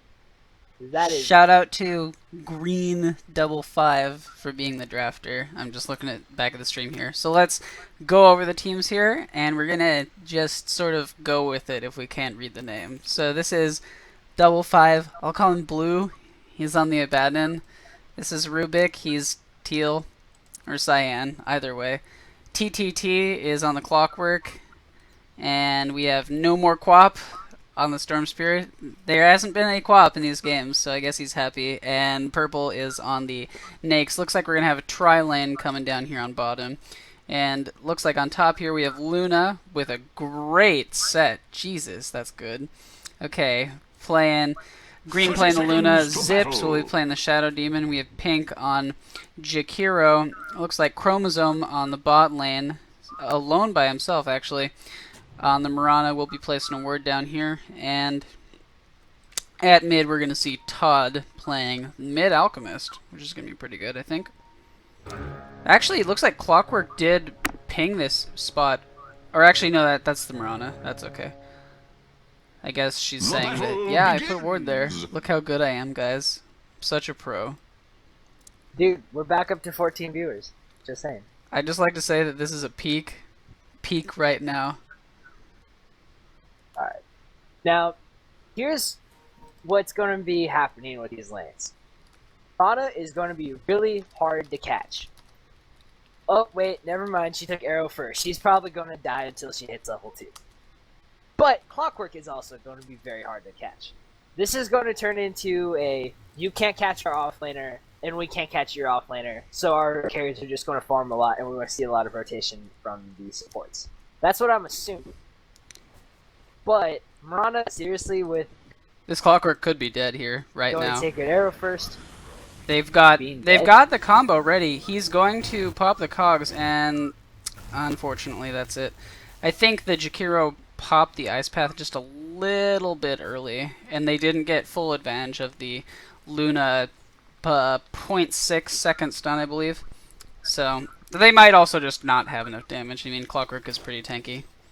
He'll pop the salve. Actually, popping the salve and then going back to base. Oh no, he's just going to the creeps here. Looks like this mid lane is actually pretty aggressive here. No More Quap almost going under tower, as well as Todd getting hit a lot by the Remnant. Yeah, Alchemist will struggle for he's probably going to struggle until he hits 6. Just that's generally the nature of a mid Alchemist. He doesn't get, like, Acid Spray maxed out is good, and the Unstable Concoction maxed out obviously is something you want to get done. But generally when you see a mid Alch, until he gets, well, he has the bottle now, which will help, but until he hits his level 6 and gets his ult, he doesn't have, once he's able to just tank everything and like almost nothing affects him because he just regens it up right away, he's not super scary. So you can really harass the Alchemist a lot, but once he hits 6, Alchemist is going to have a significantly better time. And he's already almost at 4, so that should be coming Oh, you're cutting out a little relatively bit. soon. Okay, that's better. Oh, by the way, I'd just like to say we have 16 viewers right now. 16. That's a record right now. So fuck yeah about that. Looks like we're gonna have a gank almost on the Alchemist, but with him throwing out the concoction, they're not gonna be able to do it. And we're actually, it looks like this is gonna be a temporarily tri-lane versus tri-lane in the mid here. We have two farm and feed heroes smoked up, and they're going to come from the high ground right now as the double 5 heroes are leaving. Storm Spirit now is going to get hit by the stun, and Abaddon will heal him up a little bit, and he may actually get away from this. Yeah. Oh, no! Ends up dying. But look at, there's just the carnage in this lane here. Jakiro ends up dying. And Alchemist channeling the stun won't do enough, though. And with the Abaddon heal, it will basically end up being a wash. But pretty good for both teams, basically. Although I would say that, obviously, with the first blood for Farm and Feed, they do get a little bit more out of it. But ends up being even. And that was kind of a funny engagement. As if you saw on the mini-map, the double 5 heroes got about to here before they realized what was going on, so they had to run all the way back quickly. Yeah. And what you saw was Abaddon being able to get that mist coil out and then the aphotic shield. Although Storm Spirit did end up dying, it made it so that he actually almost got away. I think he was just standing in the acid spray too long. Yeah, he was. Him. Yeah, acid spray when you put several points in it is actually really scary. Like level 2, 20 damage over time with 4 damage reduction, with 4 armor reduction, pretty scary. Oh, what's this? Clockwork stealing the DD. Alchemist could have used that so much. But yeah, if it hadn't been for the acid spray being where it was and just being able to get him off, the Abaddon would have been able to keep him alive, which is one of Abaddon's real strengths, is just being able to make the fights last longer than they should and keep heroes alive that should have died. There's going to be another smoke gank here onto mid lane. Storm Spirit's a little bit far out, and Alchemist is channeling the stun. Is he going to be able to get it off? Just barely, yeah. And may actually end up dying. Yeah, will die to the Fade Bolt here, as well as the earlier Remnant. And he was a little bit too close. He didn't need to be that close. I mean, he did obviously want to get in the auto attack if he could, but he got kind of under tower, and I think he had to risk it. Took a little bit of damage. With the nerf to the unstable concoction, since it doesn't travel, like it doesn't get stronger as it travels in the air anymore, and now that it's been, what is it, the channel's only 5 seconds instead of 7? Yeah. Like, you kind of have to risk it, especially with your Shadow Demon coming in and using that disruption when you've already popped it. Like, that's kind of a make or break moment at that point. So he kind of had to do it. I don't know if he would have been able to get it off in time if they hadn't. Looks like they're going to try it once again. I think Storm would have been able to run away enough. Actually, got the Rubik here. Alchemist is going to get picked up here and may be dead as he is under tower. He does have the ult up now, though, and will end up living. He does have enough regeneration to keep himself up here, and that was just unluck. Unluck, I'm going to call it, because they got him right as he got his ult. That was just too late, unfortunately. They were really close to killing him, but once he had that ult up, there was basically no chance. He does have an Invis rune here, so he may use that in combination with his concoction to possibly go on this... Oh, actually, it's Rubik here now, so this could be even easier. Storm Spirit's going to go back to base, I guess. Let's take a quick look at this net worth, because it's actually going really well in the favor of Farm and Feed. Even though the Lifestealer is the number 1 farmer right now, he's only up on the Luna. Oh, wow, I completely didn't see that at all. And looks like Abaddon ends up dying here to the Mirana. Yeah, I wasn't looking at that. I didn't see that at all. Speaking of the bot lane, it looks like Nakes is going to get...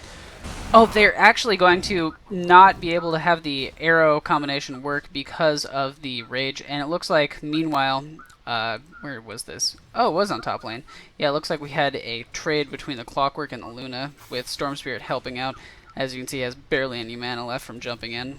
But Time That- is running out for Dire's Yeah, middle I don't tower. see why they thought they could get that combo. I mean, you would have to land that basically perfectly, since You know, the it's Rage very has. hard to land the combo. Does the Rage even have a cast time? I don't think so. So that would be It pretty has hard. a very small animation. He kind of like throws his hands in the air, and that's when he hits.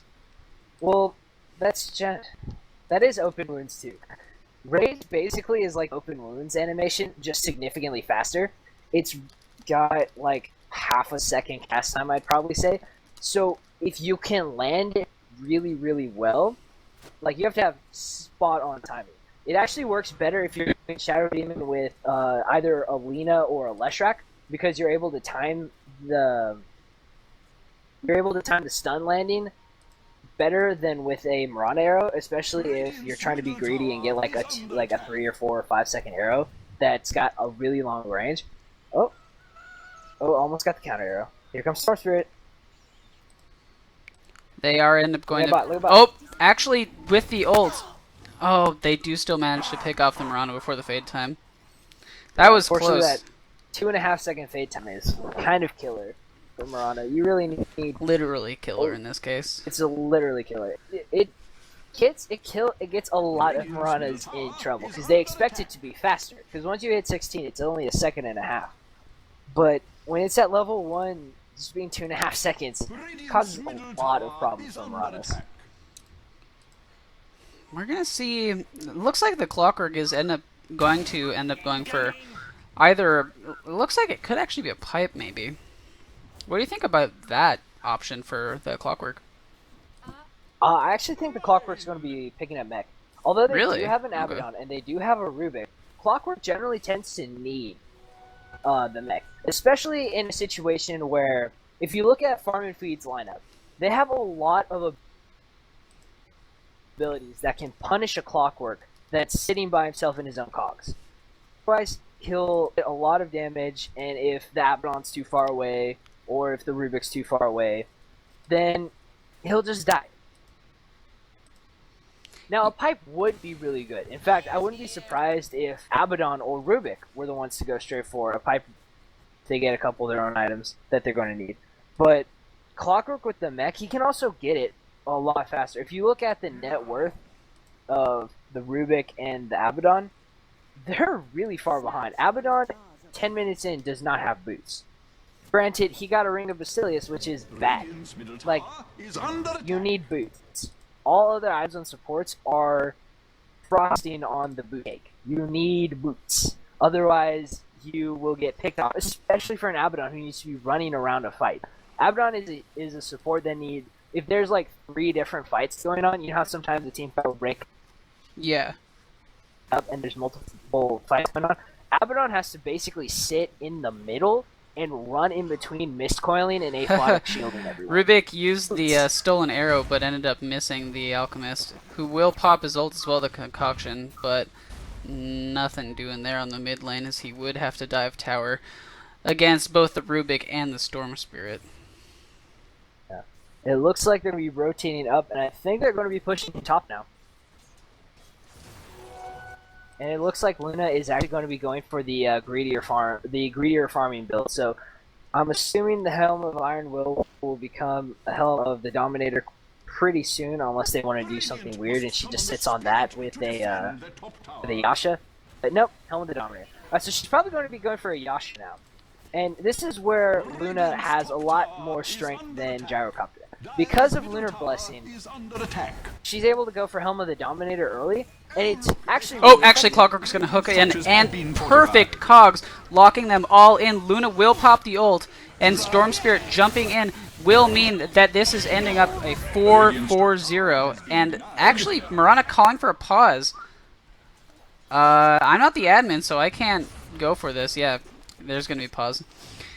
And hopefully that didn't affect the fight.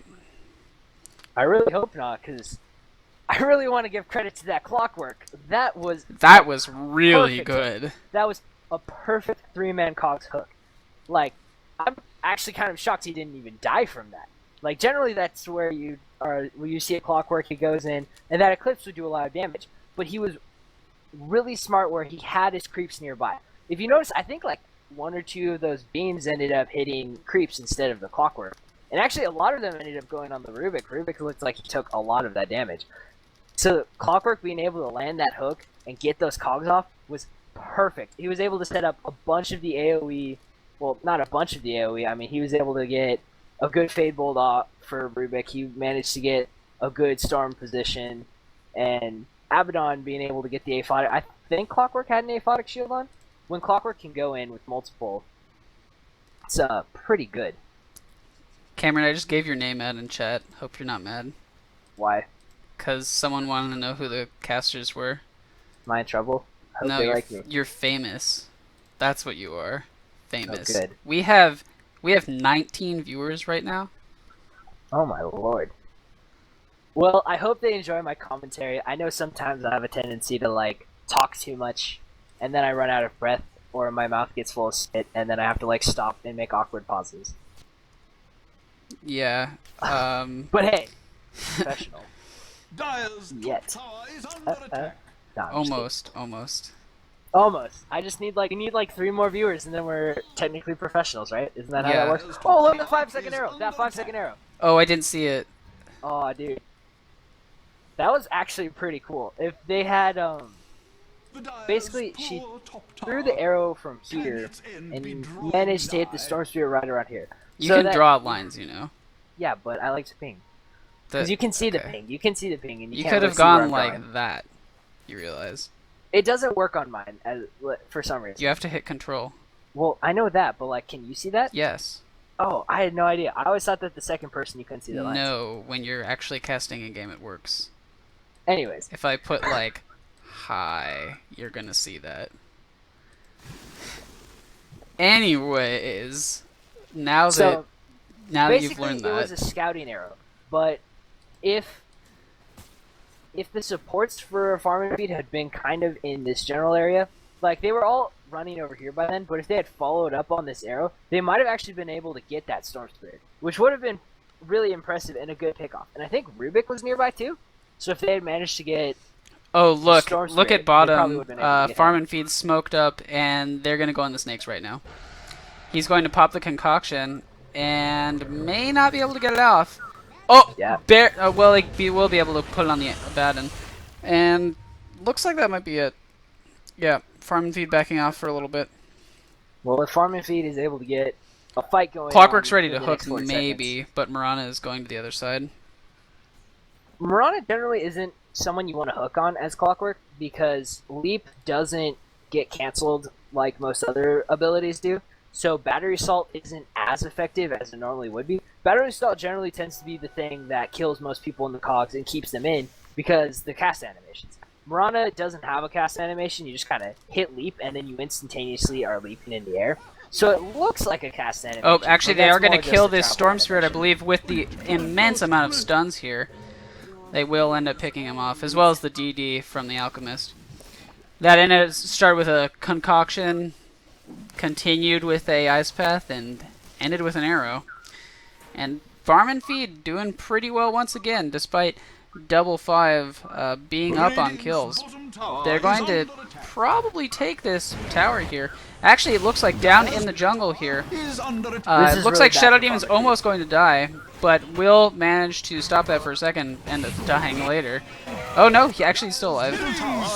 My bad. Looks like they are actually going to pick off this Alchemist with the open wounds and the rest of it, and ends up being 3 for 1 down there. What initially looked like was going to work for Farm and Feed, even though they were diving under tower, ended up being pretty bad. Yeah, that was really greedy. Double 5 was really... Is running out for Dire's I think the middle best thing tower. they did there was how quickly they reacted and managed to get their whole... Well, not the whole team, but... Yeah, no, they actually got the whole team down there. I was thinking, because Storm Spirit wasn't there, but that's because he died and then TB'd mid. So, getting their whole team to react and get there right away helped immensely. Because you have to pressure dives like that. At this stage, at this point in the game, if you can pressure a dive and you can, like... Basically, if you do what Double 5 did, you can punish people who are diving and basically keep an advantage that they had. Let's check the XP and gold here. Looks like we have currently a 2,000 advantage for double 5. And in gold, roughly about even. Which is, yeah, I would agree with that. Despite double 5 having more kills here, they're not really doing too well in terms of farm. I mean, we have lots of heroes farming here. Luna is doing pretty well up here. Alchemist doing well in the bot lane. And looks like we actually have some farm and feed heroes grouping up here. They're deciding whether they should go mid or bottom. And it looks like they're going to defend mid here. Storm Spirit should consider zipping out here because they may be able to... Oh, actually the Ice Path will miss. Unfortunate. And that will be the end of that engagement. Let's see what Rubik got here. Did he get the concoction? Oh, he got the ult. Oh, he got the ult. That's going to be nice. That's actually good. If he can, if double 5 can hold out for 10 more seconds, Rubik being able to pop Chemical Rage and then go in and steal another ability means that Rubik will be able to... Oh, actually, Storm Spirit gets hit with an arrow. Abaddon will heal him up, and Shadow Demon coming in, taking a lot of damage, will get hooked by the Clockwork, and then Cogs, and then will end up dying before the fade time.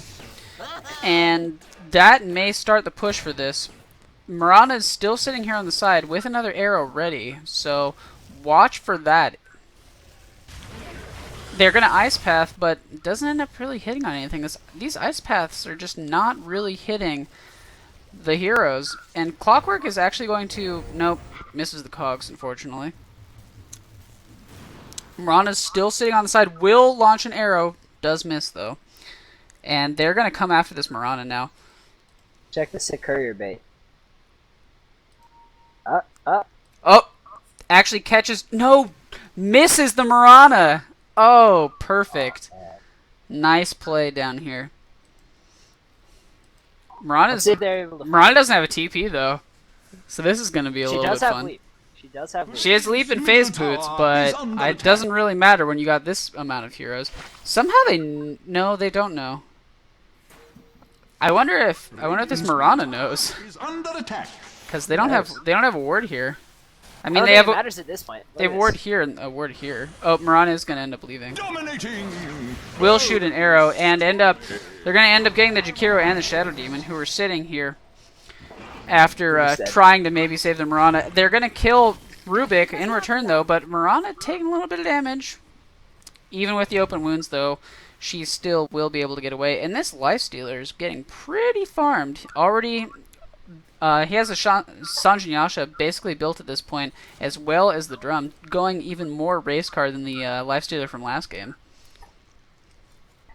Sanjinyasha is kind of an interesting item on Lifestealer, because you do get the race car effect, and you get some good bonuses from the Sanjinyasha. Normally, I actually am really for Sanjinyasha on a lot of heroes, but for a Lifestealer, against the kind of lineup that Farm and Feed have, because they kind of rely a lot on their magic, like all their magic damage. If Lifestealer, instead of going for the Sanjinyasha, had probably gone for Heaven's Halberd, that would have made Luna, Alchemist, and Mirana basically useless. Because those are the three heroes that he has to worry about. One, for the right click, and two, because they're the, other than him, they're the top three farmers on the board.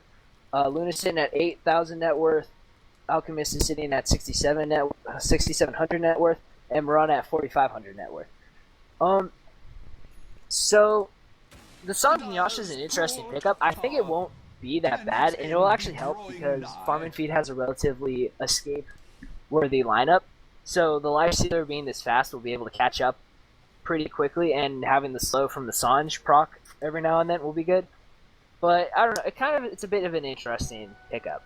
Let's see how well it turns out for him. Let's check any items here. Looks like nothing too interesting that we haven't seen yet so far. Looks like Alchemist does have a Shadow Blade, as well as a Luna BKB, as well as the Helm of the Dominator that we were discussing earlier. And Farm Feed's doing pretty well with the farm that they're getting. It's not too great, but they're doing okay. I mean, the Luna and the Alchemist are doing pretty well. The Mirana's not doing that great. But, I mean, if you take it in respect to the double 5 heroes, they're not doing too great either. So.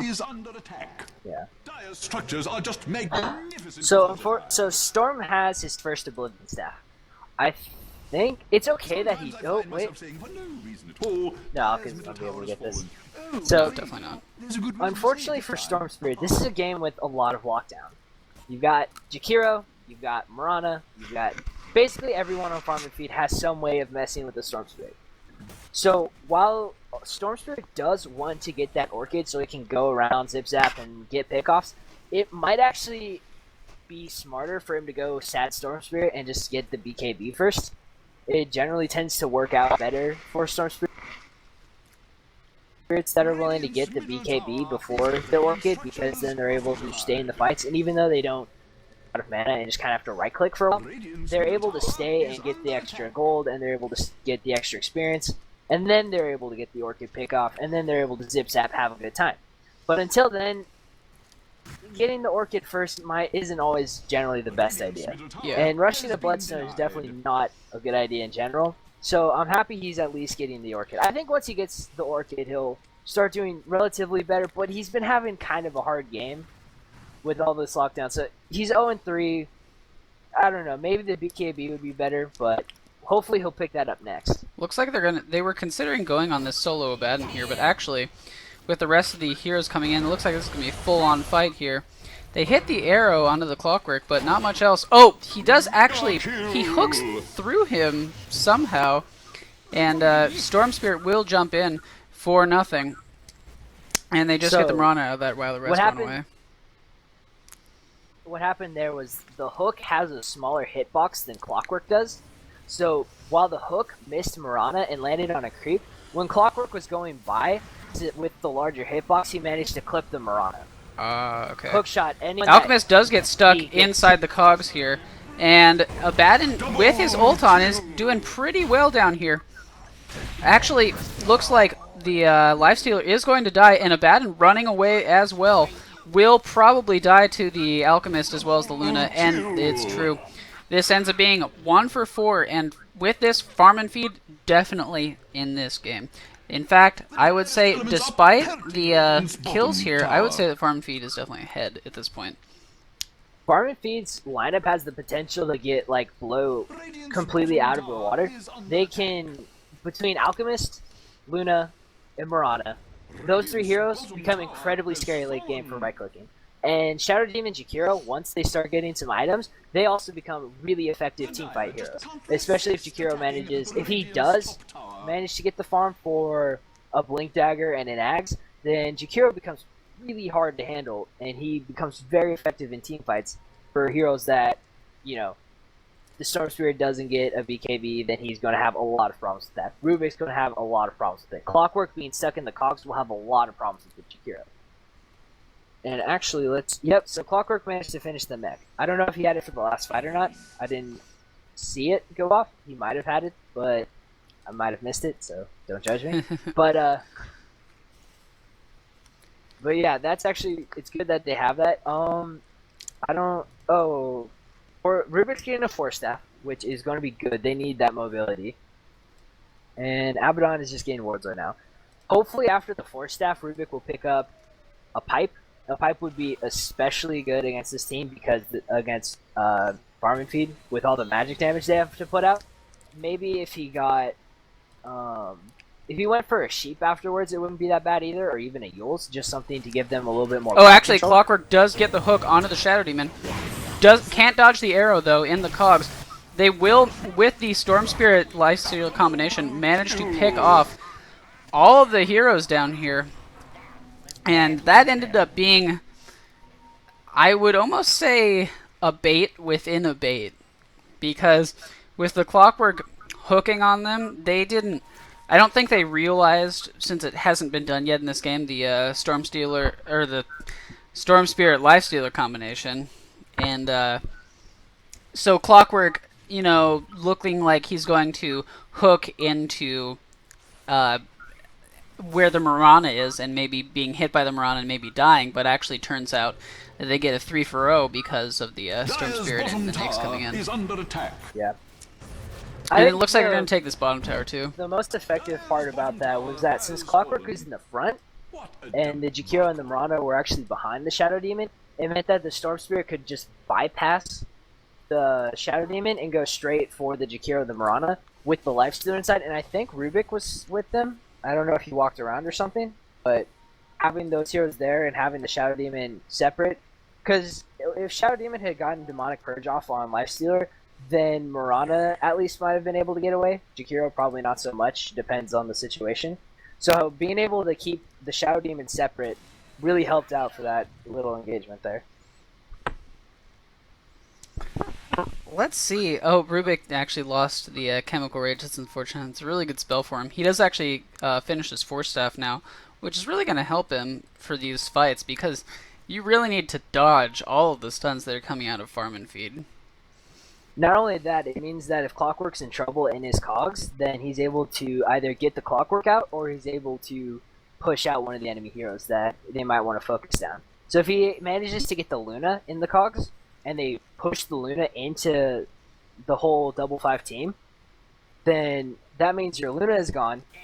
And once the Luna is gone, Farm and Feed kind of has to worry because the Shadow Demon Jakiro not so much, but Shadow Demon. Oh, actually, Storm Spirit's going to jump, and will be able to get close enough to the Mirana, and with the Infest combo, they will pick off Chromosome here, just in the mid lane, and they may start a push off of this. Looks like Luna lending a little bit to a push on top lane, but will have to come back as all of 5/5 is here in the mid lane, and they're going to start hitting on this tower. Lifestealer does pop the Rage now, and actually with the hook and the cogs as well as the Infest combo, that's an instant 2 kills.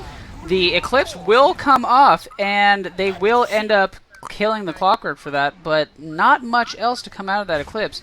They may be able to pick off this Abaddon later, but the nice Ice Path stolen by Rubik will help a little bit. He's going to have it up in a second and may turn around here. Yes, will end up turning around and could Force Staff himself up on the high ground. The arrow's not really on point there. They may still be able to kill him, however. If he Ice Paths here, he could do it. Oh, perfect. And with the Abaddon being there. Yeah, and the Abaddon's going to end up saving him, I believe. There's no way they can pick him off now. I don't think they're going to dive this. They're going to try, though. That's just Abaddon, though. He has his ult back up. And actually... Oh, no, he's going to telekinesis him back. But actually, Alchemist's trying to go in again. It means they're going to get him as well as the Mirana. That... I don't see why they needed to dive that far. I think they assumed they might have been able to pick off one of the heroes between the two of them. But Storm Spirit coming in when he did... Actually, you could see that the Alchemist stopped, because there's a slight animation when Alchemist throws the Unstable Concoction, where the Ogre stops, and then the actual Alchemist throws it. So while that animation was going, Storm Spirit actually managed to land and get his Vortex off, because Vortex has a faster cast animation than Unstable Concoction does. That looks like we're gonna have a pause for 3 DCs. 10 DCs. Not sure.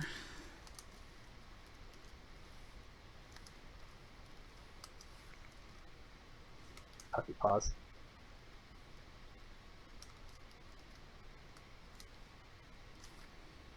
Alright, so now we just need the Abaddon.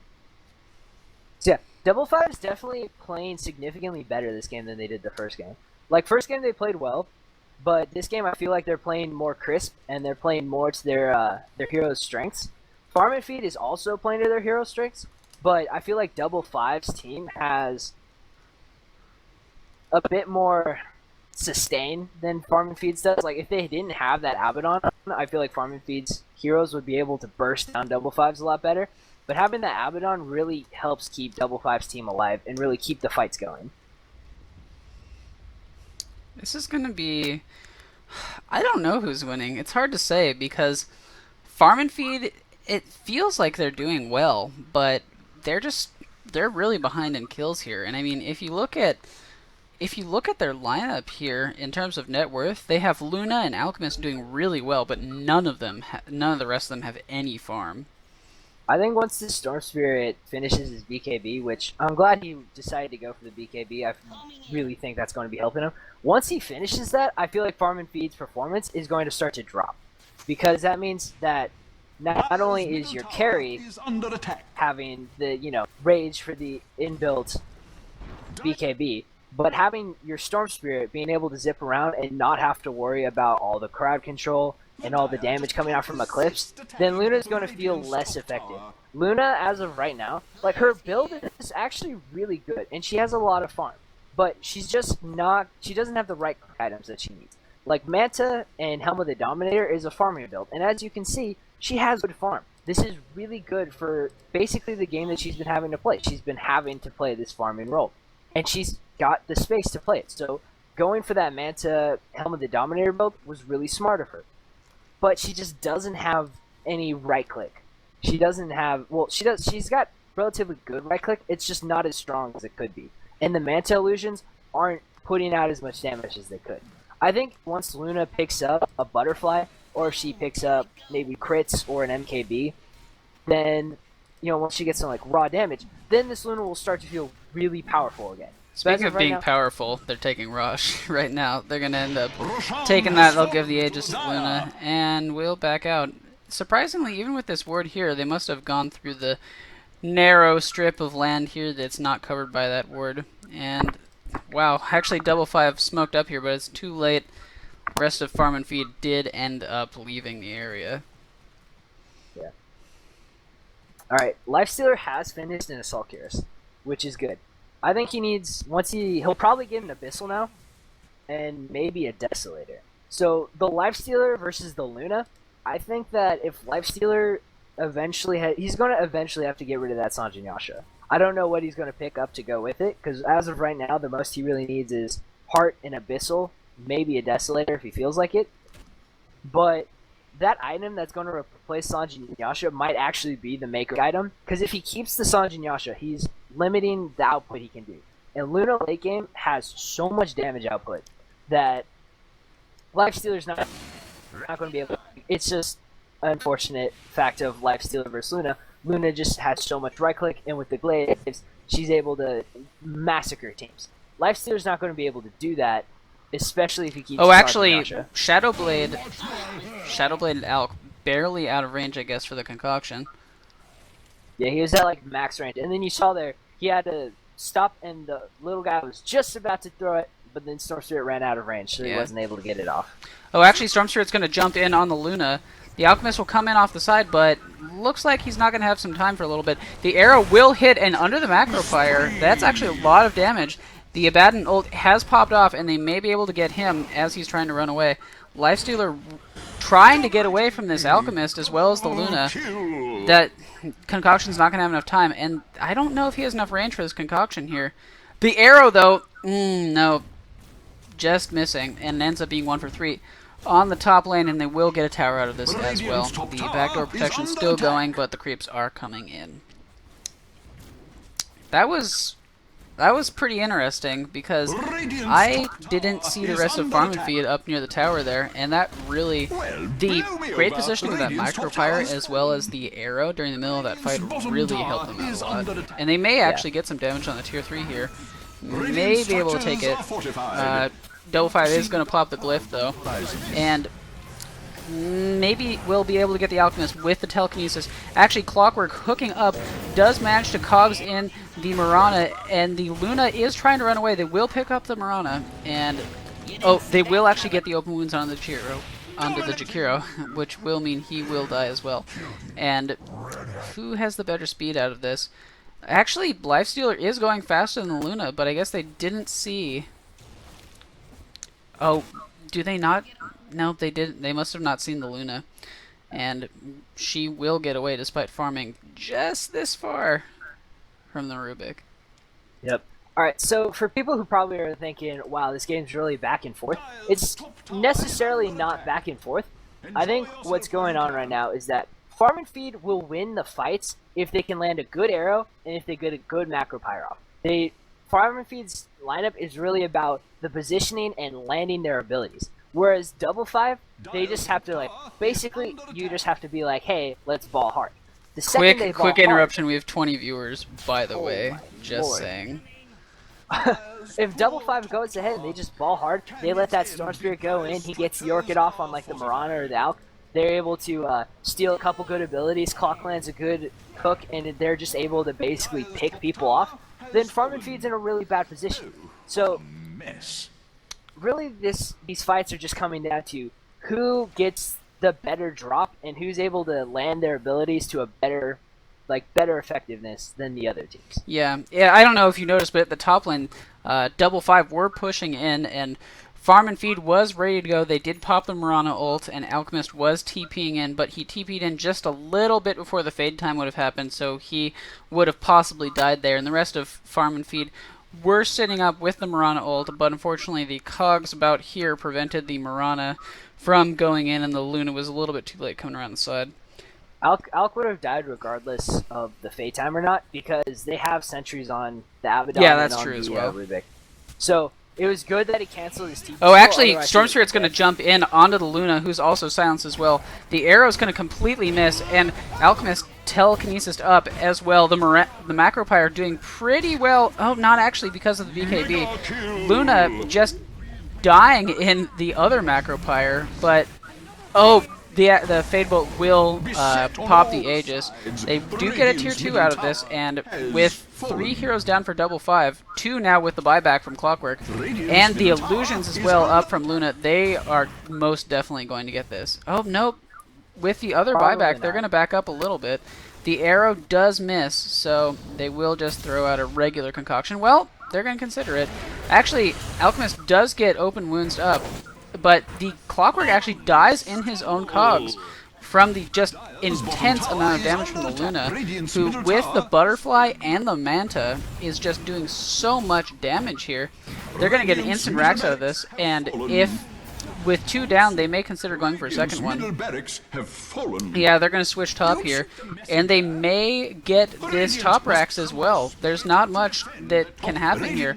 Storm Spirit's going to respawn in just a second, and they'll try to do something, but the melee racks is already gone here. Yeah, I think unfortunately for Double Five, when Storm Spirit jumped in, he should have gone for someone that wasn't the Luna. Generally, when you're playing a Storm Spirit and you're going to jump in and Orchid someone, don't go for the person with the BKB, and you don't go for the person with the Aegis. She had both. So that was kind of a poor decision on the Storm Spirit's part. It would have been better either to get the Alchemist, because Alchemist didn't have his ult up. Probably even going on the Jakiro, maybe even the Shadow Demon would have worked really well. I think Mirana was off to the side somewhere. But I think maybe he was originally going for Mirana, but gave up and went on the Luna. Either way, Luna was definitely not the right choice to jump on for that. And seeing as how she does have the BKB and is now building a Satanic, like between the last couple fights when Luna didn't have the Butterfly and when she now has the Butterfly, it's so much, it's night and day for how much stronger she is and how much more damage she's able to put out, especially with those Manta Illusions. Because since Manta Illusion is based off of your additional damage you have, since she has 179 base from all the agility, her Manta Illusions hit really hard too. So having her hit so much harder now means that Luna has now gone from that really good at farming but not that great in team fight hits to I'm super scary, and especially with the Satanic build-up, with the Satanic built now. Actually, they're going to maybe... No, they're not going to see... Well, no, they will. With Mirana coming back, they're going to come in. This smoke that originated in the base will now go into a full-on fight. Wow, the Luna doing so much damage here. And the Storm Spirit is not able to really do anything, even with the BKB. He just takes so much damage from the Luna with a triple kill so far, and this is going to end up being a team wipe. Wow. GG by Double Five. And that game was a lot closer than the first game, I'll say that much. And interestingly, Farm and Feed managed to take that double racks despite being down by about 10 kills or so. But they just had so much farm on the Luna that they just couldn't stop Luna in the end. There was just too much push, as well as the illusions, the Manta illusions, as well as the Shadow Demon illusions. Yeah, this is why Luna is so popular currently. She just is able to basically by herself pull her team out of the gutter. Like the other people on her team were actually doing relatively well. Like the Mirana was doing well, the Jakiro was doing relatively well. Shadow Demon was feeding pretty badly, but he was smart with his abilities. He was using them well. So even though he died a lot, he still managed to do really well in those fights. But Luna was able to just be like, hey, I got this butterfly now. Let's just slaughter everyone. And that's exactly what she did. BKBs aside, just she was able to stop basically everyone, even without Eclipse. Like, her right clicks just became that strong. And it looks like it's time for me. Well, I'm just going to wait until the 2-minute delay is over so I can call out the shoutouts. And wow, that game was that was a pretty good set, I have to say. We should get into the next games here. The other teams are going to come in a second, but All right, that was go pretty ahead good, and I have to say. get Rourke. Here, I'm going to tap out now and Okay. go eat dinner because I haven't eaten anything You in do like that. quite some time. I'm going to I mute will be you back and later. unmute him. Don't worry, I'll mute myself. Okay. Later. Bye. Hopefully, I'll be back to cast more. Yeah. Later, broskies. Well, that was our first caster, and second caster will be coming in a moment. And I'm just waiting for these shoutouts. Come on. Come on. Looks like they're about to call it GG. Hey, Rourke, are you there? Yep, just getting in. Okay, cool. I will give you the password here. Just don't say it. Aw, no fun. There. And yeah, Cameron's gonna have dinner. So, in case you don't know the format here, basically there's 8 teams divided up into 2 groups, and over the course of a few weeks, those teams, each team plays all the other teams in its group, and then in best of 2 sets, and each win gives you a point, and the first and second place teams will advance into the playoffs. And I have to give the shout outs here that I promised earlier in the game. Here we go. It's shout out time. I gotta scroll up to where I promised it. Oh, where was it? Dropping the ball. Okay. Making promises you cannot No, keep. I got it. I got it. Alright. Shout out to Avukamu and team Who's That Handsome Devil. Let's see. Who else here? Shout out to Learn to Computers, who is pretending to be Conholio. Let's see. Who else? Yeah, good. Thank you. Let's see. What else here? I'm trying to find where else I said it. Avukamu, if you want to co-cast, come here and get on your knees. Yeah, maybe you may be able to cast the last game. Let's see. Oh, what else? Shout out to EZX. Shout out to Ignite Gaming Lounge, and oh my god, I can't read this. Care Bear Dragon. Okay. And who else is here? In the viewer list, shout out to Aliu Quiambo. Shout out to Conholi, and shout out to Saber47. Learn to computers. We already called you out, home skillet. It's a 2-minute delay, so he'll get it. Ah, whatever. Living in the past. Yeah. Yeah, so I am Evan's second co-caster. I go by Skelly Nugget. I am your professional pub trash feeder. Mid or feed. Yeah. I will give you commentary, because I know more than you. I'm just going to give out your name right now so everyone can come and find you. This is Rourke, with the curious last name of Smith for some reason. Probably not a coincidence. But it looks like we have our other teams coming in here. It ended up being 2-0 for Farm and Feed against Double 5, and I will change the tagline for the channel in just a second. I just need to find out the team names. I have the schedule up, but I want to confirm. Should be Ragnarok and Assassinations.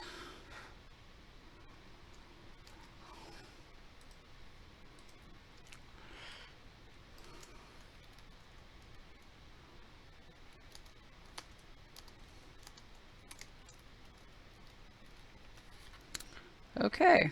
That is correctly changed.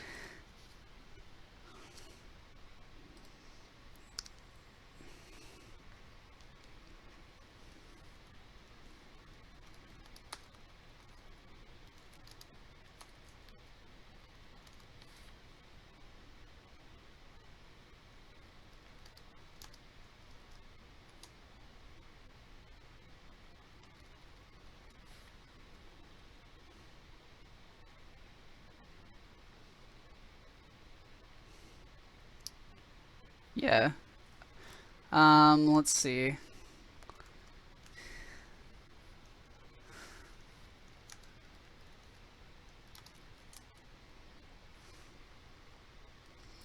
They're calling anarchy. I don't want this to become Twitch plays Dota 2. Please no. Ooh, friend request. I'll accept you, but I'm still offline.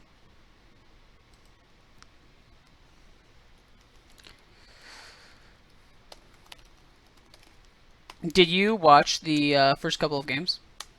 I caught bits and pieces of. I really liked the clockwork play. Yeah, I thought the clockwork play was pretty Ballsy, good, especially that one hook. I don't know if you saw the ballsy cogs that caught hooks. 3 people.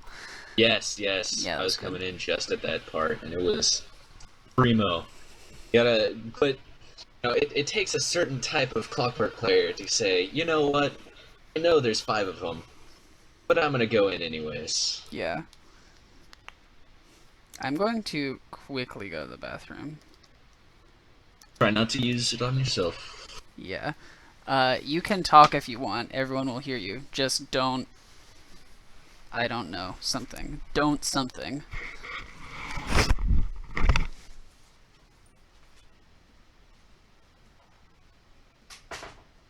Alright, guys, he's gone. Let's have a party.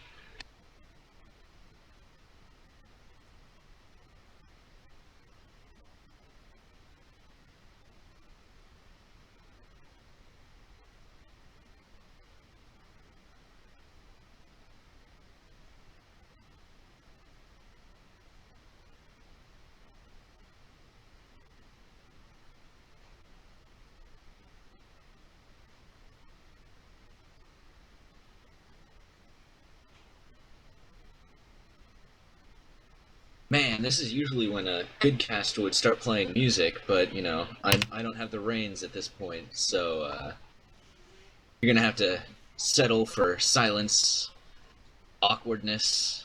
Gotta love it. Shh. Okay, everyone back. He's back. He's back. Okay, I'm back. What did you do while I was gone? We played tons of porn at a Okay, party. good, good. What else?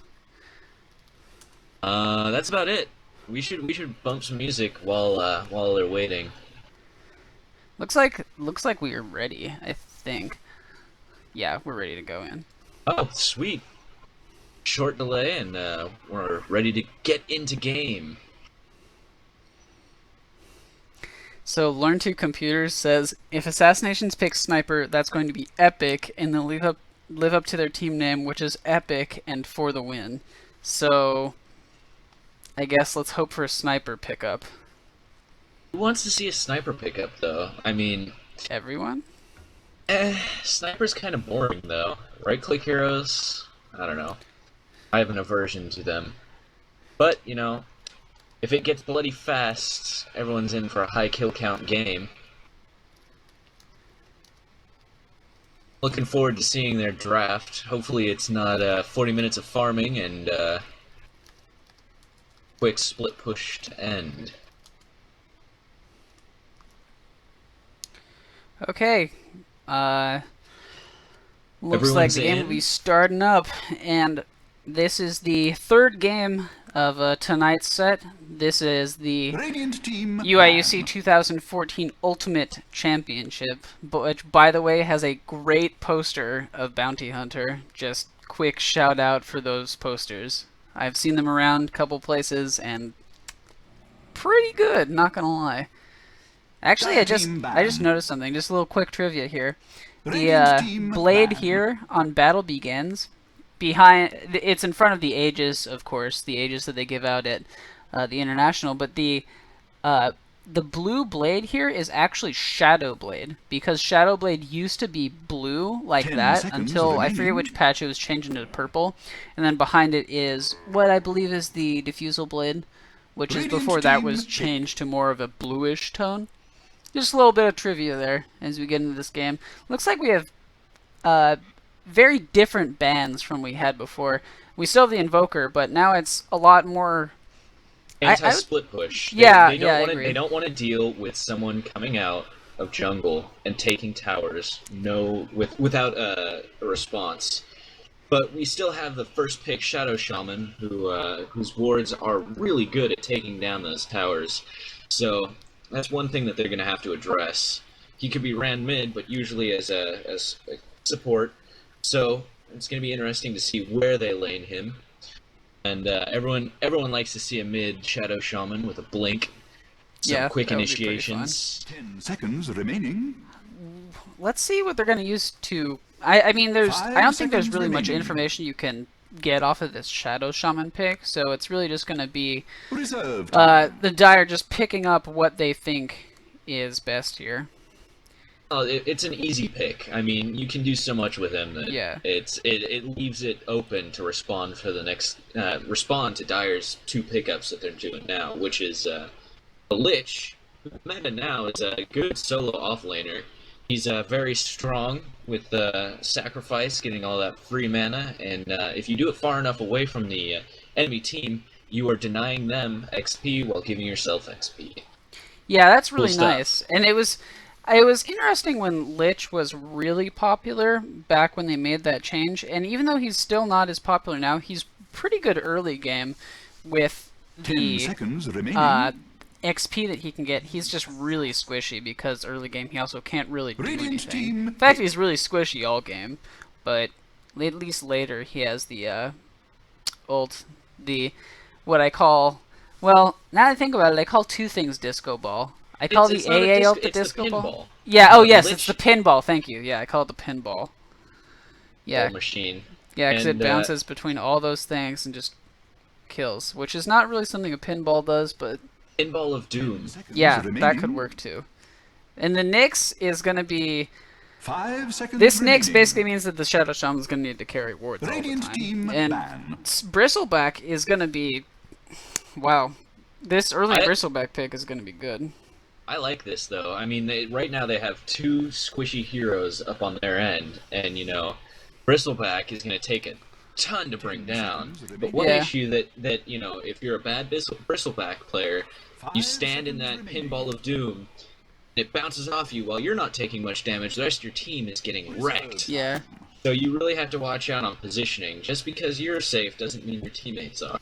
Also, keep in mind that the Spike Carapace will basically always hit onto Bristleback because of his quills having a decent-sized AoE. He'll probably just do it by accident.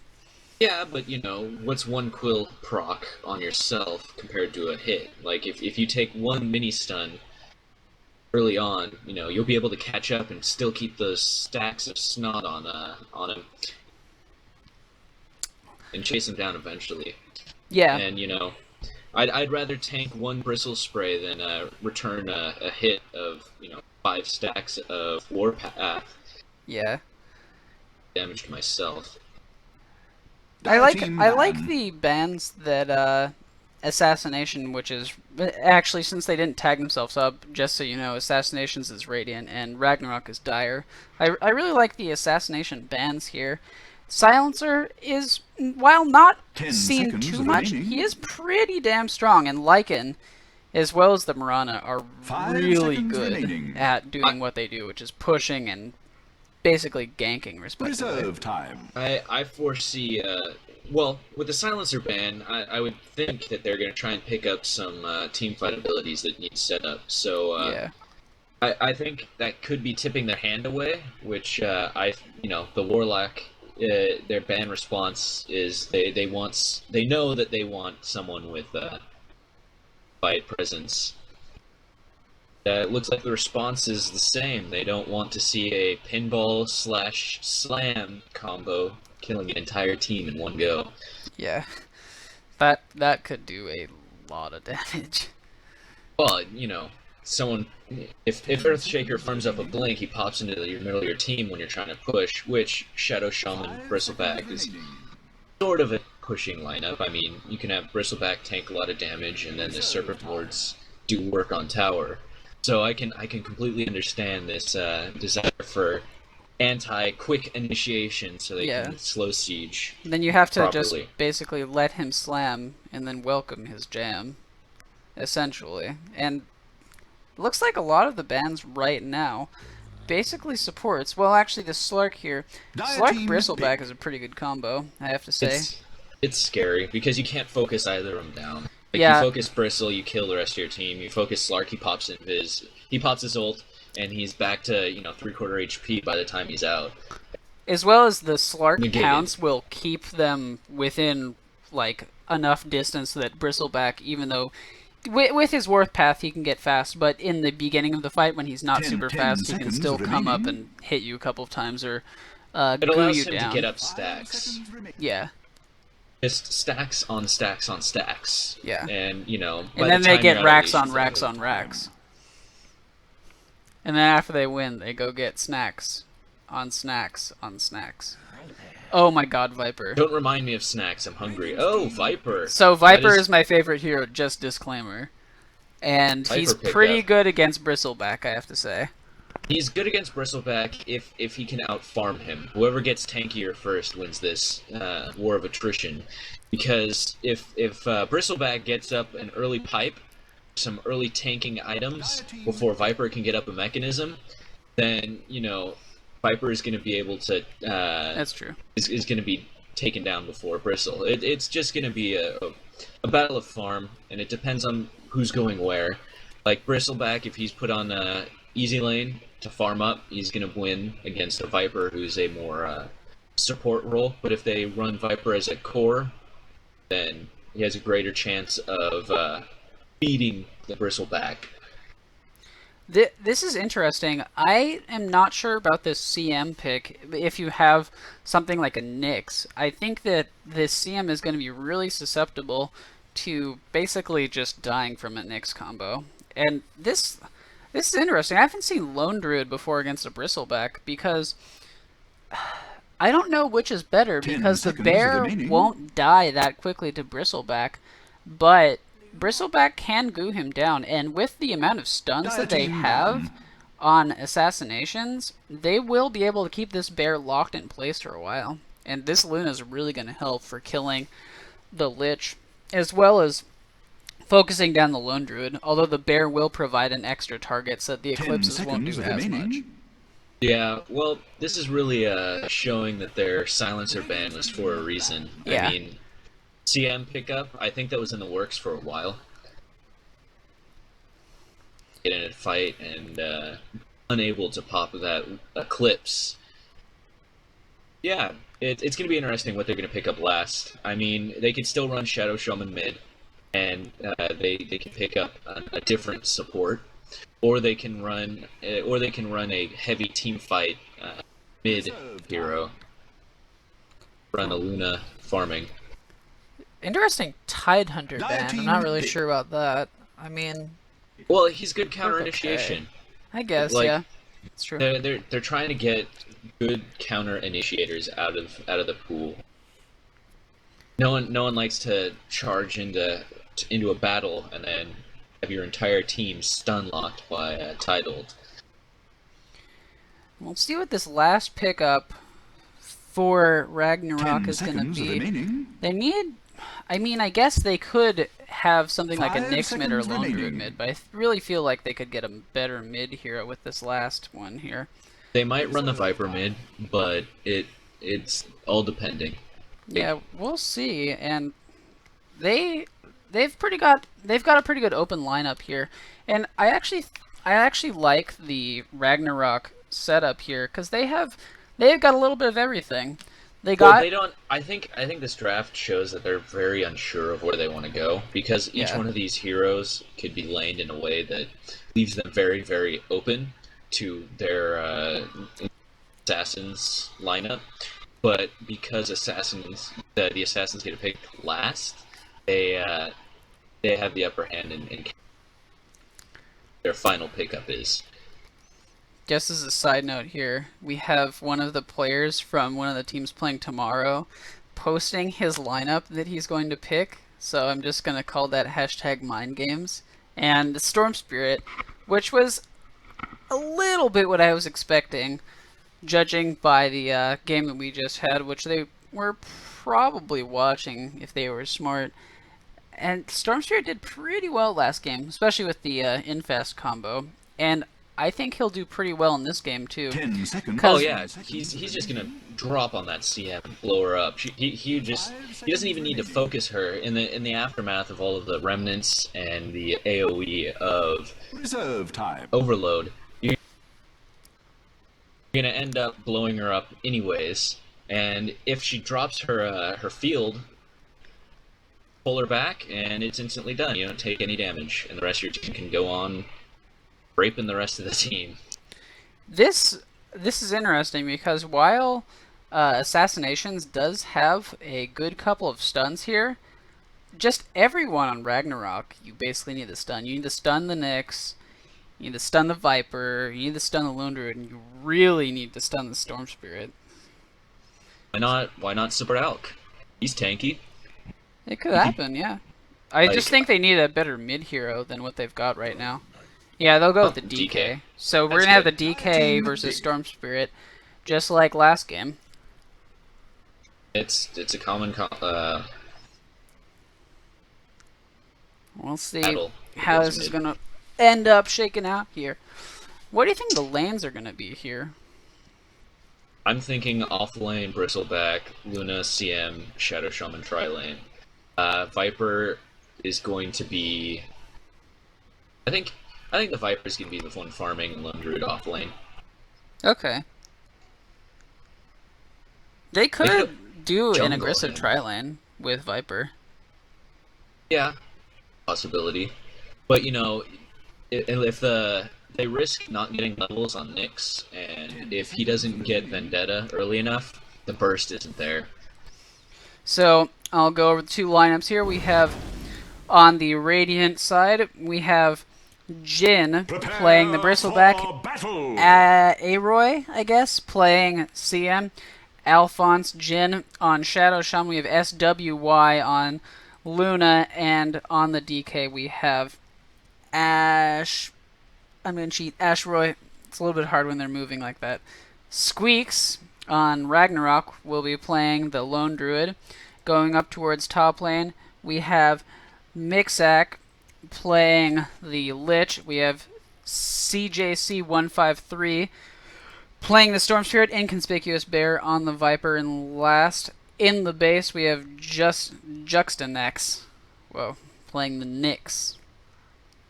And it looks like we're going to have... I'm going to check out the Dire Jungle here.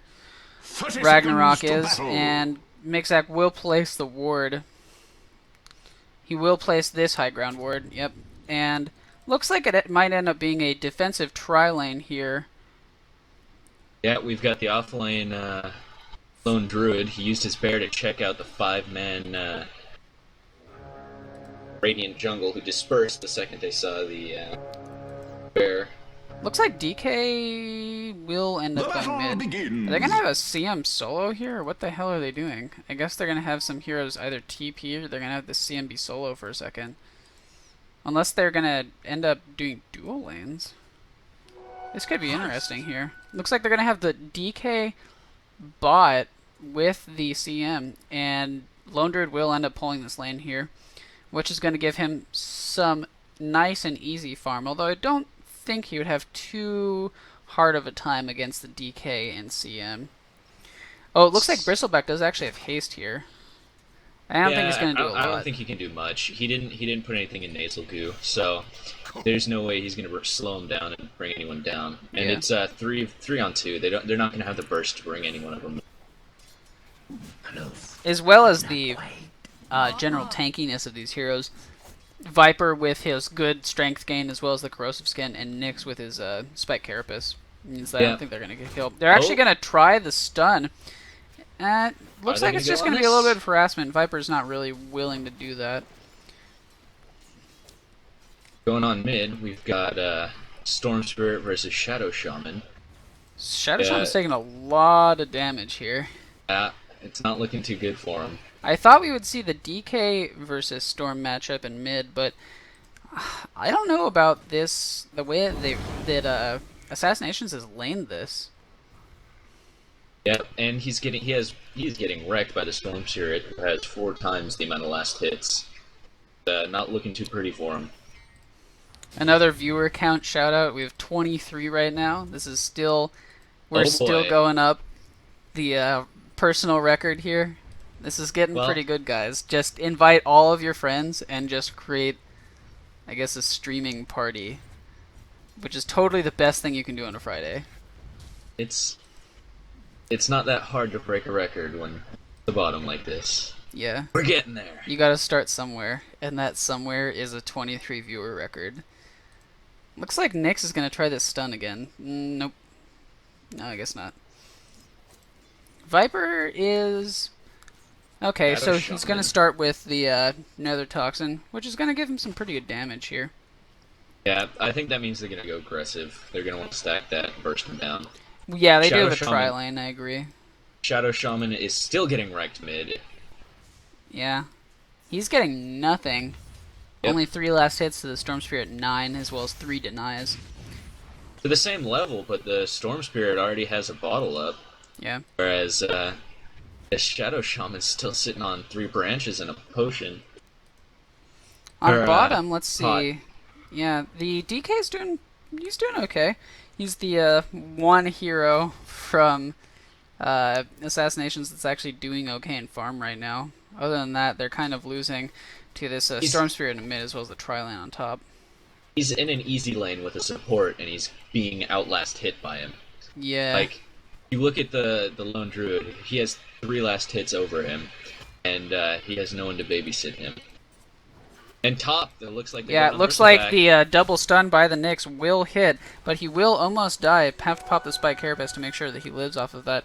Viper could have maybe gone on this Bristleback. I'm not sure of them. I don't know why they're trying to go on this Bristleback. Oh, they could actually get the Luna here. Oh, they're not gonna dive. Like one more hit though. They just need one more hit on both of those heroes. But why? I don't understand why they're trying to go on the Bristleback. I mean, he's notoriously tanky. Like, Luna, easy to kill. Why not focus her down? But they keep trying to land the stuns on this Bristleback. Yeah, he already has his first level into the Bristleback, and giving the 16% damage reduction is really nice. Storm Spirit's tanking 3 tower hits. What is he doing? Yeah, he's got a bottle, and I think he knows that haste rune is there. He's using his illusion to check wards, or check runes. Yeah. Waiting for some aggression here. I think that top lane they are eventually going to get a kill here. I don't know. They keep harassing this Bristleback. You know? That's true. Yeah. I know the Luna's staying back, and they handed off the Tango, but it's silenced on her. You have to. Yeah, they threw the Tango. Actually, Bristleback and Luna will get hit by the stun, and Bristleback is going to end up dying here with the mana burn from the Nyx, and they could have maybe considered going on that Luna, but they didn't have enough speed. That was, yeah, I mean, even Bristleback with his damage reduction, if it's only, level 1, or actually even level 2 like that, it's still, while it's doing a decent amount, when you have damage of that level, with the nukes from Nyx and Lich, as well as the Viper Nether Toxin, it's still just too much damage. On bot lane, actually, he does get a nice entangle on this DK. He's actually trying to, could have almost killed him maybe if he got another entangle off. Yeah, but you know, you don't want to risk it. If they dive it and they feed the bear, he's going to be zoned out of lane, and they're giving the DK some that he didn't Looks get. like this Lone Druid may actually be going for a Midas here. He always has the glove on the bear, and that could give them a lot of farm. And with them being already up like they are, I think that's a pretty good idea. Well, if you look mid, the last hits and the denies are brutal. Yeah. The Shadow Shaman is still third to last hits of the Storm Spirit. Yeah. He's just he's out of control. I think he's just gonna try and rush. I think he can afford to be greedy at this point, just because he's had such a good opening. Middle tower is under attack. Running top with haste.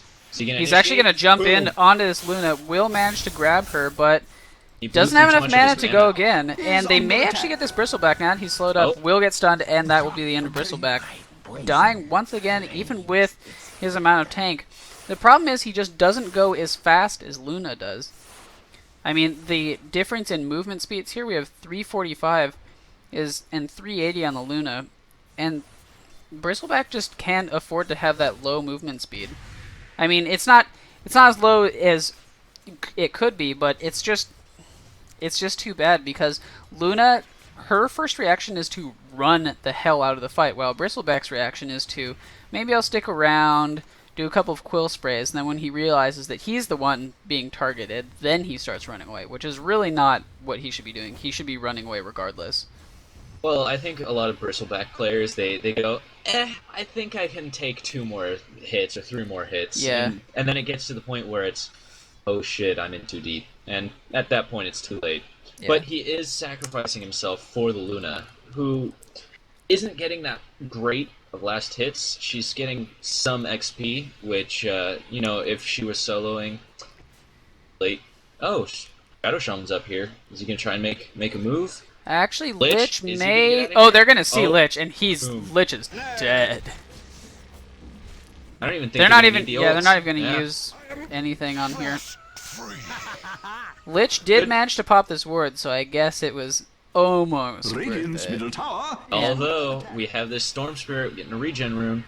This could be bad news bears. Radiant's middle tower. He's going to go is bottom, and they do actually get a root onto the DK here, Oh, and DK may DK. just die even without it. He's going to jump in into Dead. the tower, and will actually Your warnings. Is the CM gonna pick go up too? the Oh, CM, root. and with the root as well. That is just brutal. Pelting Radiant's bottom Wow, tower. Ragnarok is just rocking them right now. Radiant's bottom tower is under attack. And Lone Druid does actually get his Hand of Midas here, which is going to just really Radiant's accelerate this bottom farm that they're tower is already under getting. attack. Check the Yeah. XP and gold graphs here. I'll wait for this Lich, yeah. XP graph going pretty far down for Ragnarok here, down to 2.5K. 4,000, and gold as well at about 4,000. And Time yeah, is I would running agree out with for that. Dire's Pretty much middle just tower. domination from Ragnarok here. Assassinations just got, I would say, outlaned. They lost top lane, they lost mid lane, and it was about even in bot lane, where it really shouldn't have been. I don't understand the laning choices. Like DK is a perfectly good mid. Yeah, I who will agree. have the regen sustain against the Storm Spirit much better than the Shadow Shaman. And Shadow Shaman got zoned out. They are actually going to hit a stun onto the Luna, and she will end up dying. And they're going to use the Viper Strike onto the Bristleback, and he may die as well. Or Nether Strike, Oh. yeah. Will end up dying to the Lich Nuke as well. And that's making it 6-1. And this game is going downhill fast. They have to pick up this, not train wreck yet, but it's getting there. And they got to get themselves back in the game pretty soon, because the Lone Druid push is going to start soon. And with the... CJC just picked up a DD rune, so this is not going to look good, and he has full mana. So whoever he decides to go on is going to get destroyed. It's only a matter of time. Shadow Shaman overextends. Oh, Yeah, like they're that. he's gonna hit the Shadow Shaman right now. This is gonna be an easy... Well, no, he does actually get maybe. hexed. Use the shackle at just- the wrong time, though. He'll just jump in and get him. Oh, Yeah. stormy. If he had maybe not shackled... Begin. If he I hadn't think- shackled before, he could have maybe shackled him under tower and lived. I think he should have chickened him, and then maybe Chicken, ward- run, then shackle, I think would work, because then he If would be he- under tower. Is If he under warded attack. while he was a chicken, and then the second he Oh, turned warded. into Storm Spirit again, just shackle. He would have been burst down. Yeah, I that mean, could work. It's a Hail Mary. Oh, Nyx but is actually invised here and ready to go. Will Radiant structures yes, now are will hit the fortified. Luna. The stun's Misses gonna that miss stun. though, and pops the Spike Carapace.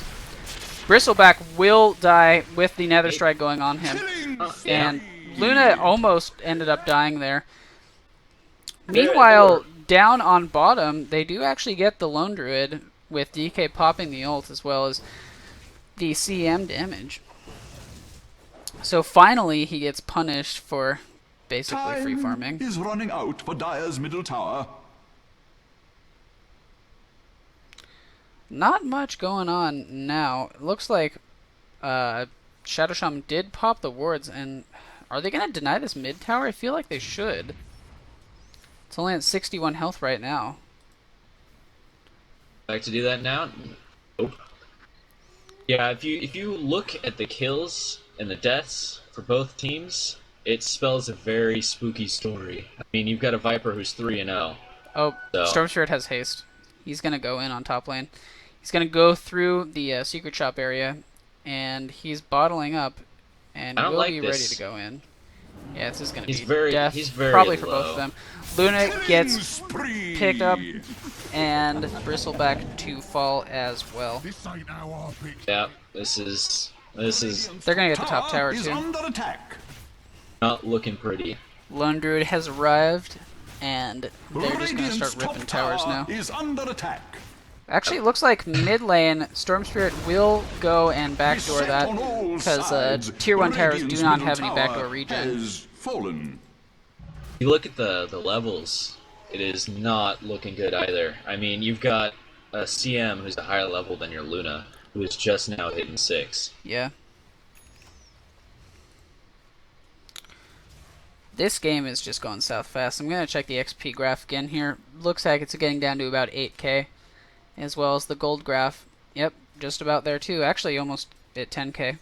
And this game, I Viper mean, picked up a Shadow Blade. I hate to keep saying it, but this game is going downhill, and What do you- Assassination need to get themselves back up on this. What do you think Assassinations can do to pull this out? It's hard.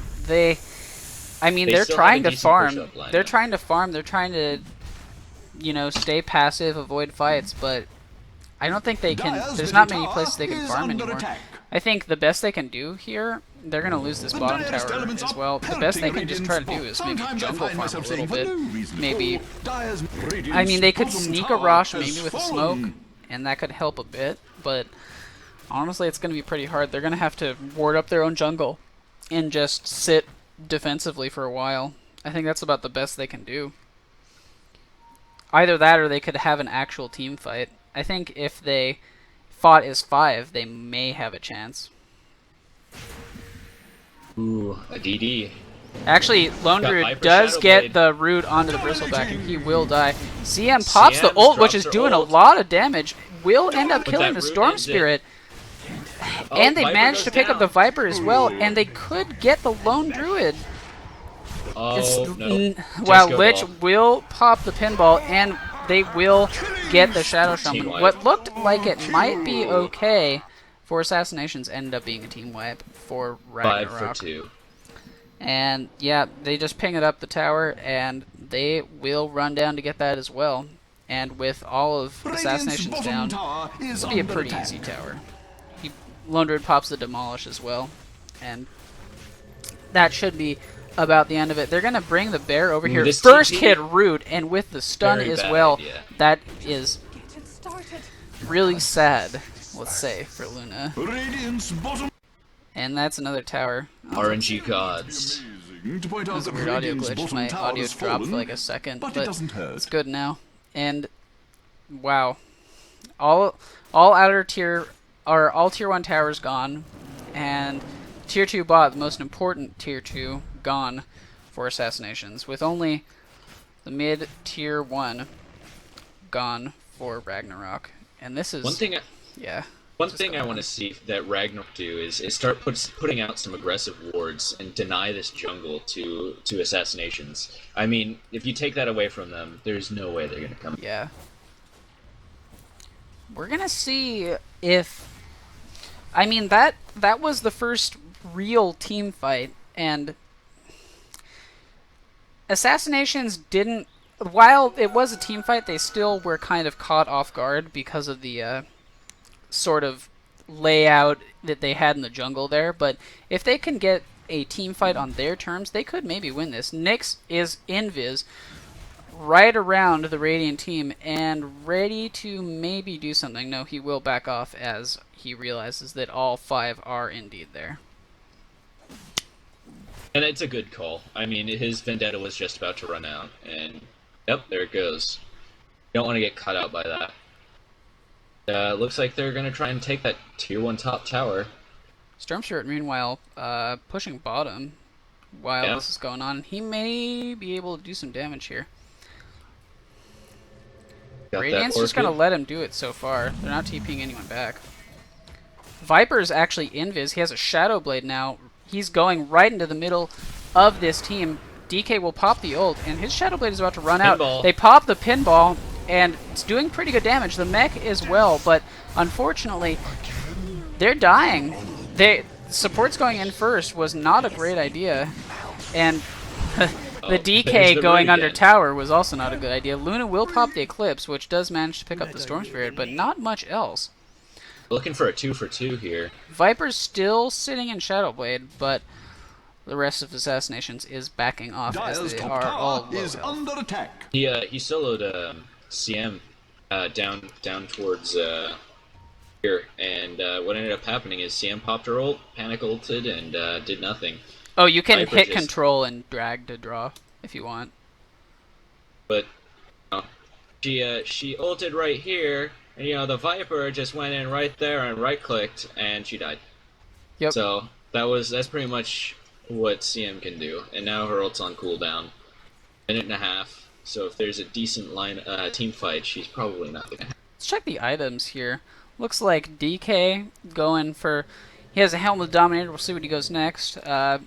Luna, not really much now. We'll probably try to go for a Dominator herself. CM just got some bracers. Looks like Shadow Shaman will be trying to get that early Ags as well, and Bristleback may get a pipe with this Ring of Health. Storm Spirit, meanwhile, already has an Orchid. Viper has a Shadow Blade here. We have Lich, who has completed his mech, and Nyx is doing pretty well on Storm farm Spirit as well jumps mid with the Force Staff. Silences up the Shadow Shaman. And he does get the Hex and the Shackle combo off. But is it not enough yet. The DK he actually gets stunned, and wow. That was around. Pretty good dive. Oh, Lone Druid is actually buying a Radiance. That's good. This Luna's dead. Oh, 2 Luna. invis, and they didn't even need the pop the nose strike, I think, for that. DK But will DK pop the Dragon Tail onto the Nyx, but not enough damage because of the Spike Carapace. Yeah, Yep, he'll they're be gonna fine. back off. One thing I want to see them do with that Helm of the Dominator, set up a ward here, ward, you know, pathetically they don't know it's there, and then have a sentry, a ward, and then start stacking with the helm. Yeah, that could work. And then that'll get Luna some gold and XP that they can. It'll keep her protected if they had a sentry there. Honestly, they knowing should this just hero's give it to the gonna come up DK. here. The DK has farm. They should just give it to him. I don't think the Luna can do much right now, apart from just be an Eclipse.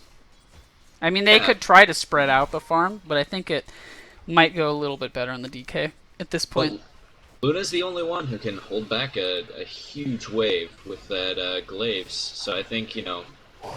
What was Nyx thinking? Ended up dying. I didn't even see that. I was just moving over to there.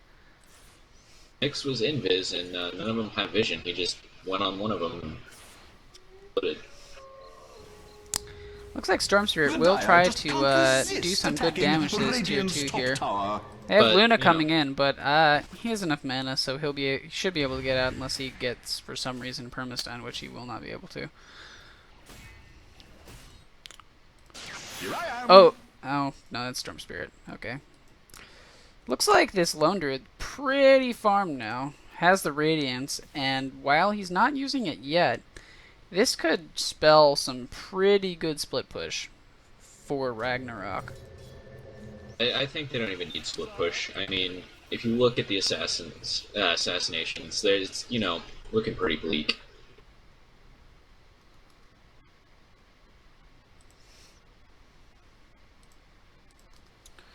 We'll see what Dire's top tower is Assassinations can under do here. attack. I mean, the last couple of fights have gone a little bit better for them, but even still, they only have Dire's mid top and tower is top under tier attack. 2s remaining. And after that, they're just going to go high ground. And look at this Lone Druid net worth here, already at 11k, 21 minutes in, with the next highest also being on his team at around 8k. While Assassinations is doing okay, at some point this farm advantage is just going to get to them. Yeah, there's not much they can do. Pretty bleak. They end up getting the top tier 1 due to creeps, I guess, but other than that, these items are just going to start coming, and Radiant's just going to start dying after that.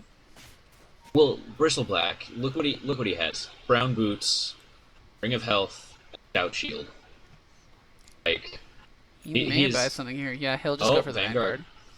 That'll help him a little bit, make him a little tankier.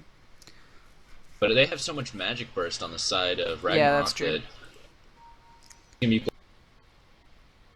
blocking like the Radiance. I would suggest that he finished up pipe or get some magic resistance if it's just a cloak. Get that for his team, and then he'd be able to buy some time for them to maybe turn it around. But Vanguard is probably not the best choice. DK Viper, popped the ult. Viper with the Shadow Blade will manage to get out. I don't know what they were doing or what they were thinking. They didn't have vision on any of the heroes going up there, so they just wasted the DK ult. Yeah. While you have Storm Spirit down here split pushing. We'll see if they're going to try to defend this. Yeah, they'll have DK coming over, still with a little bit of his ult form left, about half. Oh, no. Looks like he'll just go farm. He did actually get the second level of his ult up during this, so next time he will have the Fire Dragon, which will help a little bit. Oh, actually, Viper with the Shadow Blade. No, missed the couple of heroes going into the Radiant jungle here. They're actually going to have Nyx hunting as well. They're not going the right way here. Oh, actually, never mind. Lich is following the Bristleback. And now Nyx as well as Viper are here. And this should be a dead Bristleback. They do actually hit the wards and will manage to pick up the Nyx in return, but was it worth it? I mean, it's a kill which they desperately need, but with the wards down now, looks like they're going to consider Roshing here. Oh no, they'll just go to the Ancients. Look at the hero levels. You've got a Lone Druid who's level 17. Yeah. Next highest Assassinations is a level 12. Yeah. This is. Oh, we got Storm Spirit zipping in, going on the DK. He is going to. Oh, it's good. Well, DK is going to die, but will Storm Spirit die? Oh, the last couple of hits has just barely some health left. In the meantime, Luna kills Lich, and Viper ends up killing the Luna in return, using the Nether Strike for that. Viper's doing pretty well here, 9-1.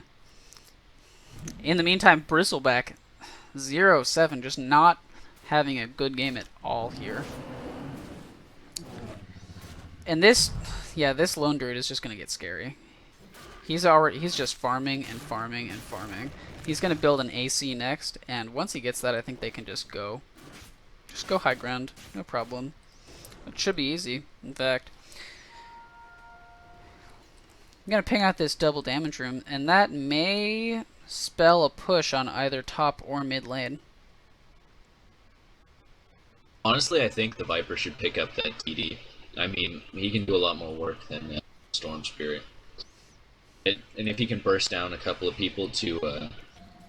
They're going to pop the Shadow Blade on the Viper, and will consider going in. Storm Spirit will jump in.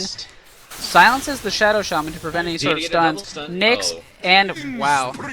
Yeah, they got pretty good kill. burst damage here on Ragnarok, and that's an instant burst of the Shadow Shaman as well as the Bristleback. DK is dead. Yeah, they're gonna find the DK here too, and Luna really shouldn't go on this. They could just jump over to Luna now. He's gonna start running that way. Storm Will jump, zips in, manages to find with the perfectly ward, timed. and he doesn't have enough mana though. He has enough. Oh, There it just is. enough. Yeah, pop the Oh, wand, and that's good Stormy. enough.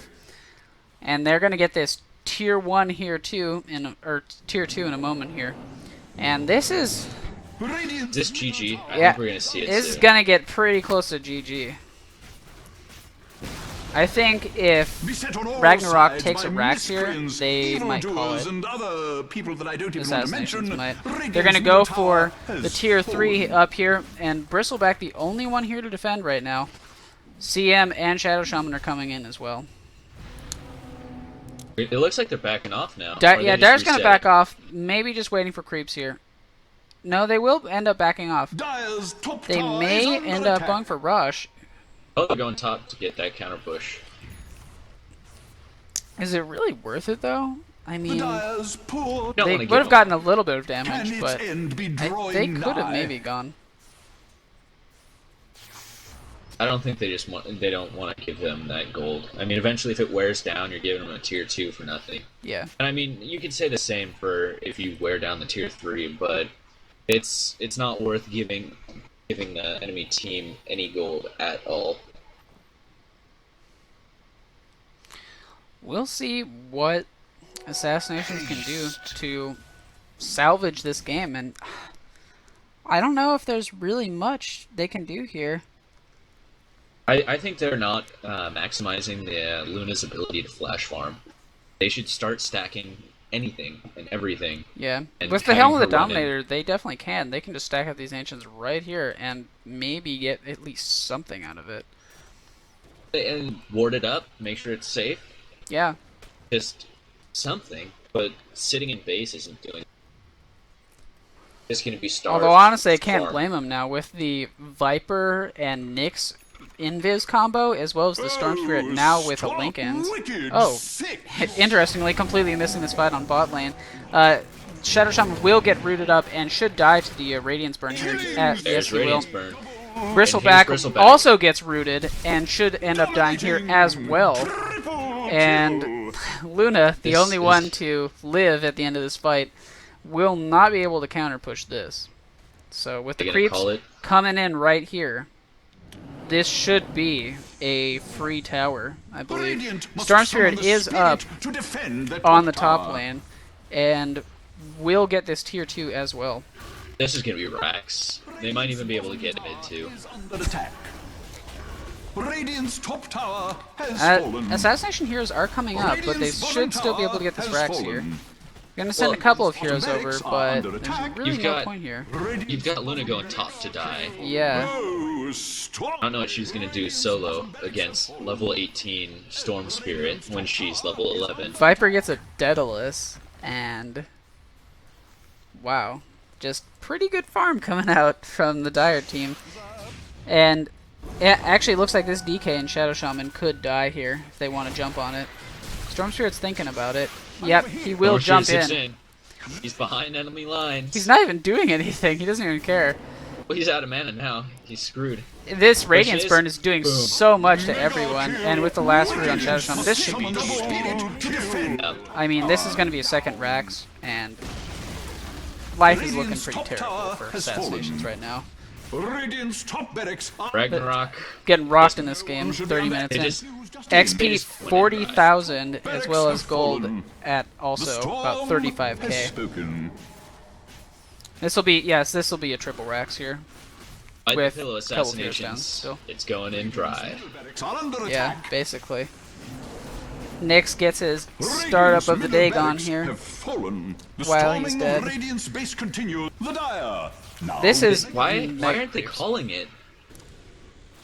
They could go to the end, just for fun. I mean, if you want to be theoretical about it, they have the ability to do it with Luna.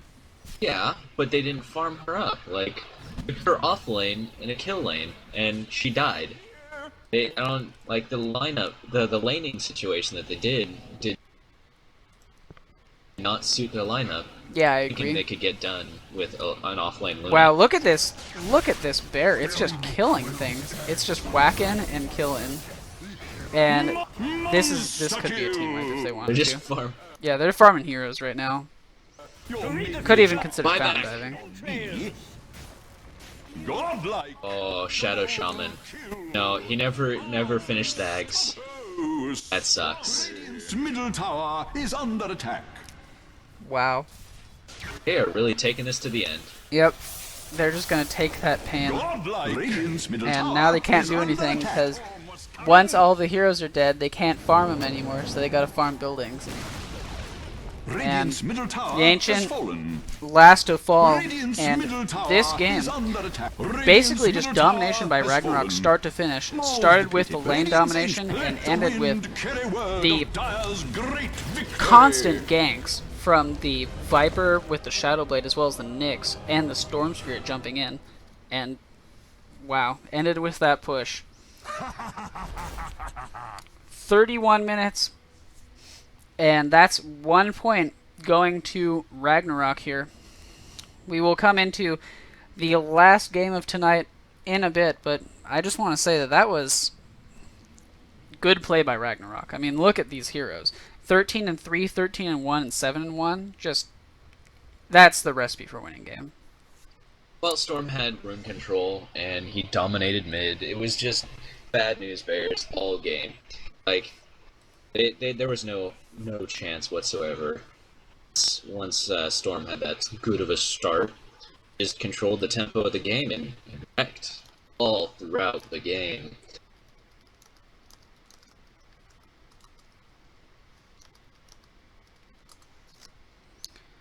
Wow, that was a pretty wrecking game. You should get into the next game.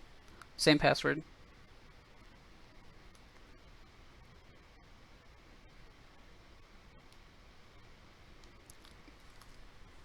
Come on, get in that game. Yeah, there you go. There you go. Do you think there's enough time for me to get a snack? Yeah, I'll type it. I'm going to go back for a second.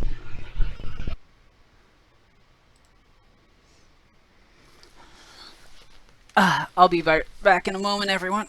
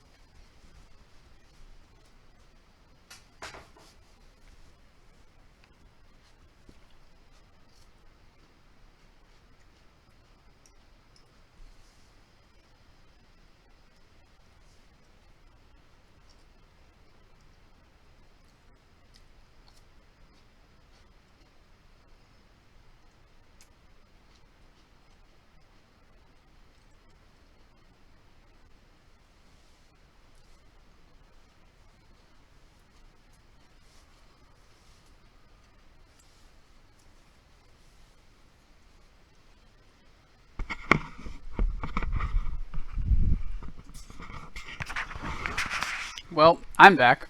I don't know about Rourke, but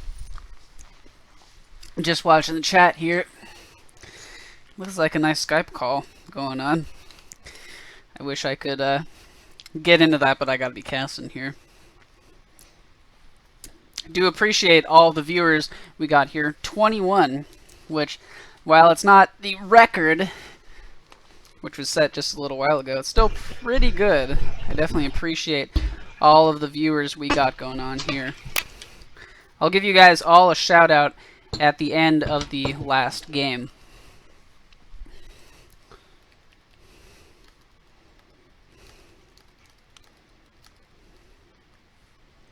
Alright, looks like we're heading to game. Stream configuration quality, excellent. Just throwing that out there. Let's see what the record is for concurrent viewers. Here we go. Max. Our max is 25. Uh-oh. Yeah, it was previously 11. So, good job, everyone watching right now. Only we could double every time we casted. Did you join in the game? Yes, sir. Okay, good. Just checking, because it started.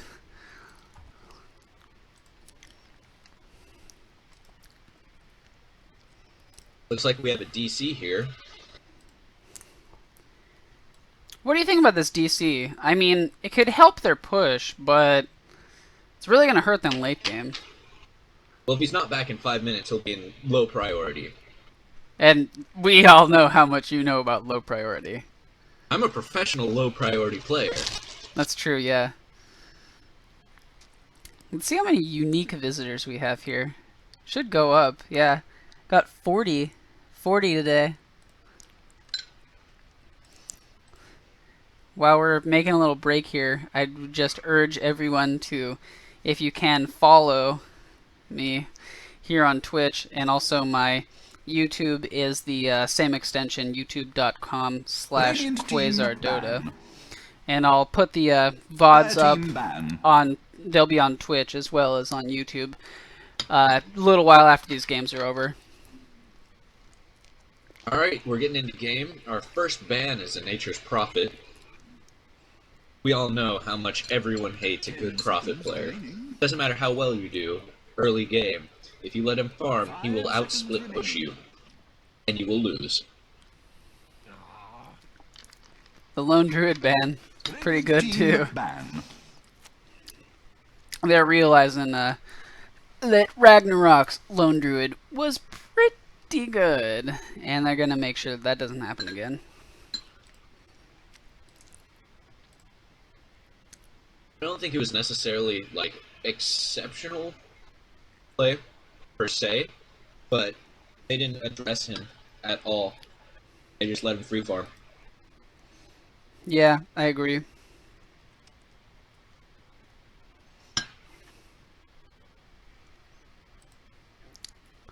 The Death Prophet too, and now the Storm Spirit again. Storm Spirit's been pretty instrumental in these last couple of games.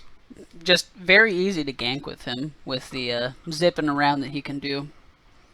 And we'll see what Ragnarok is going to go for. They're going to take the Nyx again. And I think that was a pretty good pick.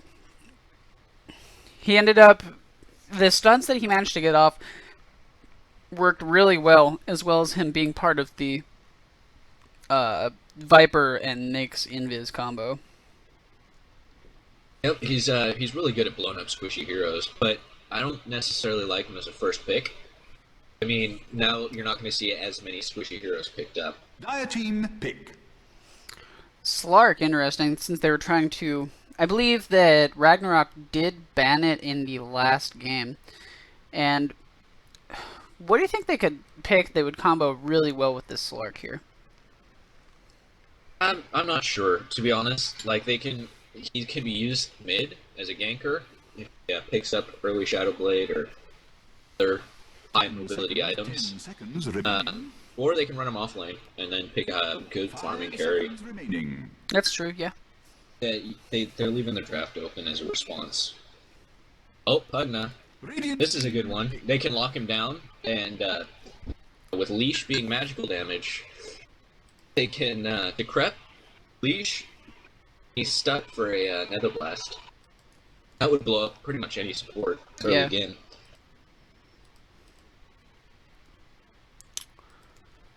What will Ragnarok pick to counter this early aggression in terms of push and gank with the Slark and Pugna? 5 seconds. Well, they banned out one of the better heroes to do that, Death Prophet. Yeah. Nyx is gonna... I don't know about how well Nyx is gonna do against these two heroes. I mean, he can hit the Pugna for a pretty good amount of damage, but Pugna in return can do a pretty good amount of damage to him, as well as Slark will be able to pounce and catch him. Yeah, but Nyx can stun through Slark's ult, so he has that benefit to non-targeted stun. And if he's good with Spiked Carapace, he can pop it when Rourke, it's Nether time. Blast. It's time to slam. Because with this Earthshaker pick, they're going to have a lot of damage ready for the Slark and Pugna to just die from the instant burst. The one thing I do have to worry about, though, is 10 seconds remaining. Earthshaker's going to have a problem against this Pugna because of the Nether Ward. Not 5 only with seconds the remaining. negative mana regen, which is really going to hurt Earthshaker, considering as a strength hero and with not much int gain, he's not going to have much mana. In addition to that, he's going to take a lot of damage from all of the spells that he casts. So I'm kind of fearing for this Earthshaker. Again, it matters on laning.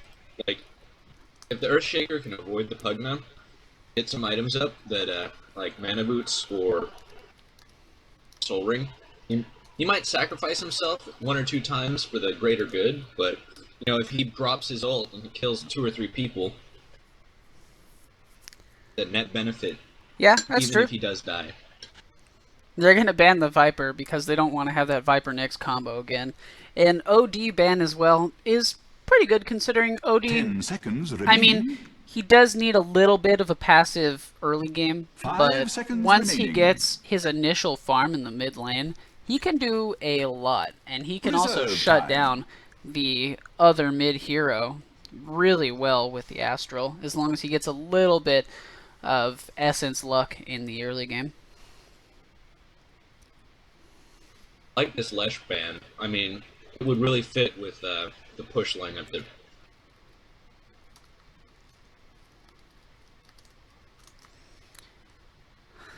I haven't seen a Leshrac in a long time.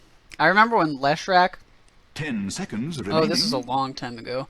Leshrac was the go-to hero because 5 it was a seconds remaining. really push-heavy meta, and Leshrac with his Diabolic Edict Reserve just time. melts towers if you set it up right. I think this was in the Lycan era too, if I'm not mistaken. Those were dark days, Rourke. I'm glad you didn't have to live in those. Those were the days where if Lycan probably got through the bans in maybe 3% of the games. Because he would always be banned. Also, the bans were different. You had 3 bans, I think. Yeah, you had 3 bans for the first stage, so he would always get banned initially. these. Oh my god, they have an axe. Okay, Radiant this is gonna be a team fun pick. game. We're gonna We have, have the Slam Master and the Dunk Master. yeah, we're gonna have slam dunks. I had to do it. Not sure how I feel about this. I want to see many blink dunks, like a rampage. Dunk Master Axe. What about a slam and then a 10 dunk? seconds remaining. Think about that.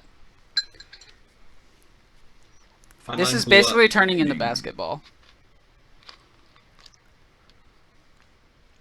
Reserve time.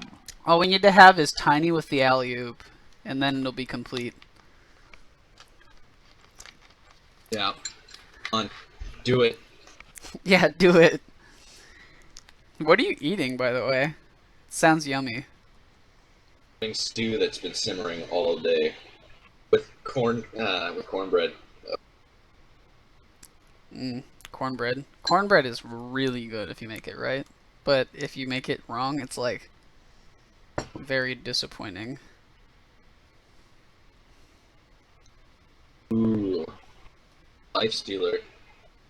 I don't know. I'm not sure how I feel about this. With the Pugna Ward up, like you said, he's a strength hero that can't get off that rage. That there goes all of his mana. He's just good passive lane harassment. Yeah. Very annoying. Venge to deal with. too. Radiant team. Okay, this will be good because they can swap someone and then burst them down and dunk them right at the beginning of the fight, and then they'll have that nice movement speed buff from the Calling Blade that can really help them in the early parts of a fight. Well, you know, it depends on how they run things. Like, Axe could be cutting creeps, or it could be a jungle. I think with their lineup, it would be a good creep cutting. Vengeful Spirit backing up Axe, cutting those creeps. They're going to be taking tier 1s faster than...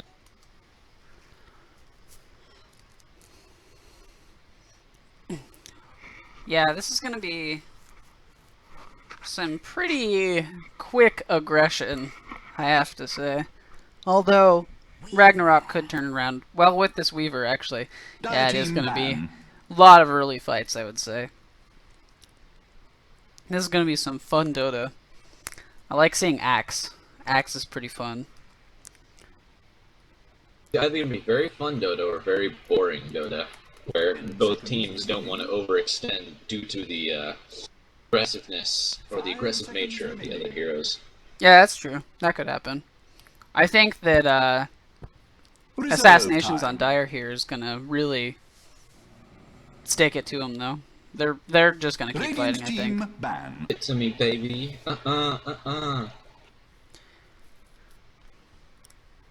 In fact, you could maybe, if Assassinations picks another solo laner, they could actually have a 10 seconds roaming duel of Axe and Venge. Think about this, because you have the stun from Venge to set up the call with Axe, and with the minus armor, you could get a kill. Yeah. Oh no, they would blow up if they do it properly. But if they do it wrong and they make mistakes and they get too aggressive or out of position, then the idea falls apart quickly. Yeah. Okay, the Luna is the last pickup. Wow, this is gonna be pretty scary game.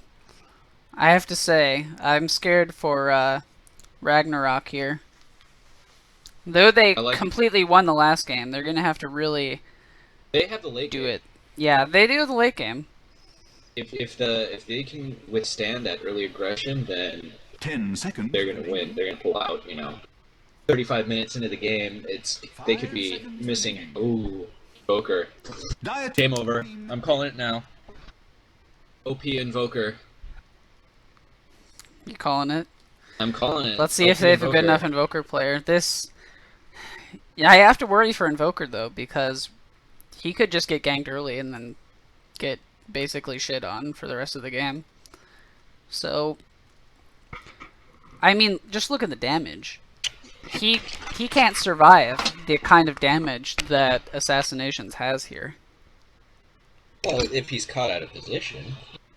Well, even if he isn't caught out of position, there's enough stuff that can keep him where he is. Let's go over the teams here. On Ragnarok, on the Dire side, or on the Radiant side, we have Mixac playing Lifestealer. We have Juxtanex playing Earthshaker. On Nyx, we have Inconspicuous Bear. Squeaks will be playing Weaver. And lastly, we have CJC153 on the Invoker. And on the Dire, we have Ashroy playing Slark. Aroy coming out as Pugna. Alfonso will be playing Vengeful Spirit. We have SWY on Luna. And lastly, we have Jin on the Axe. That completes our Ragnarok lineup here. And it looks like we have Earthshaker and Nyx going out to the bottom lane here. Looks like, are they going to run a dual mid here? Or Nyx may just be setting up wards here. But looks like they could even go 30 seconds to battle. Looks like they may be going aggressive trialing on bottom after Venge puts up this last ward here. Which could work because the Slark could solo safe lane. What do you think about that idea? The Luna Venge Axe.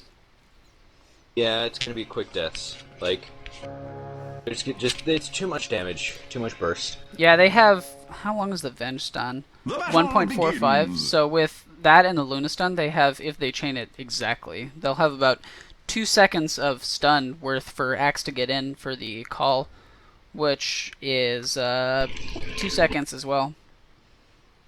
Yeah, well, 4 seconds to lockdown, and it might take some time to get that into position and actually have it count, because call without spin is sort of useless. So they're going to need level 2 before it's completely viable, but if they pull and get some damage going. Quick kills. Yeah. We'll see how this bottom lane is going to work out here. It looks like the Earthshaker will be pulling this bottom lane, which could help them out a lot. Get them down in the tower where it's a lot safer. This Weaver, meanwhile, will be going off lane against this dual lane that they have here. And it actually looks like they're not going to have the initial tri lane that we thought they would have on bottom. They're going to pull out the Venge. And even with this lane of Axe and Luna, I still think it's reasonably scary. If it's a little bit harder now to grab the supports for the call, but if they do land that call, it's still, I would say, I think it's a kill. I'd like to see the battle hunger maybe before the call though, because if you put it on someone like the Shadow Shaman, that could really help. Or sorry, not Shadow Shaman. I'm crazy. The Nyx. Earthshaker is actually going up. He was thinking about a fissure right across here, but will not end up doing so.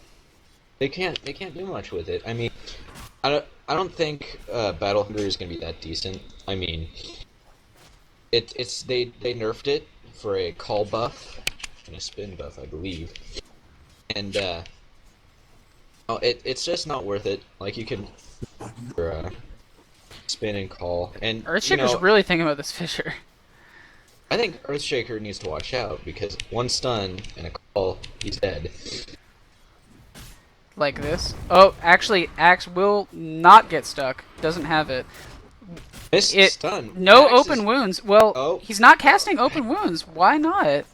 And there's first Lifestealer's gonna end up dying. I don't see why he didn't use the open wounds. Yeah, I'm gonna put a ... as well. That was very odd. And Earthshaker will also die to the tower. Wow, that is just poor play. I'm not sure exactly what happened there, but we're just gonna pretend it didn't happen and go to top lane. Looks like Weaver doing pretty well in last hits. Ragnarok is actually farming pretty well despite the 2 deaths. They have the top 3 on the CS chart, and I don't know. Slark somehow not doing much very well in farming. They're trying to get aggressive. What? I think they're trying to be aggressive against Weaver and not really focus on the last hits. Why he's sitting behind. But they shouldn't, I think they should be farming and not necessarily trying to shut down the Weaver, because the Weaver just needs XP. And there's the leash. There it is, and under tower, He just tanked, 4 tower hits and he's at HP. It's running low on Weaver. Whereas the Weaver, is only down 2 tangos. Yeah. I was actually watching bot as they got a call off, but just can't do too much to that Nyx. Mid. If you look mid, Invoke kicking ass. 17 to Pugna. Mid play is going to set pace for the game. If Invoker gets it's going to be too late for the rest of the team to think about. You're starting to drop a little bit.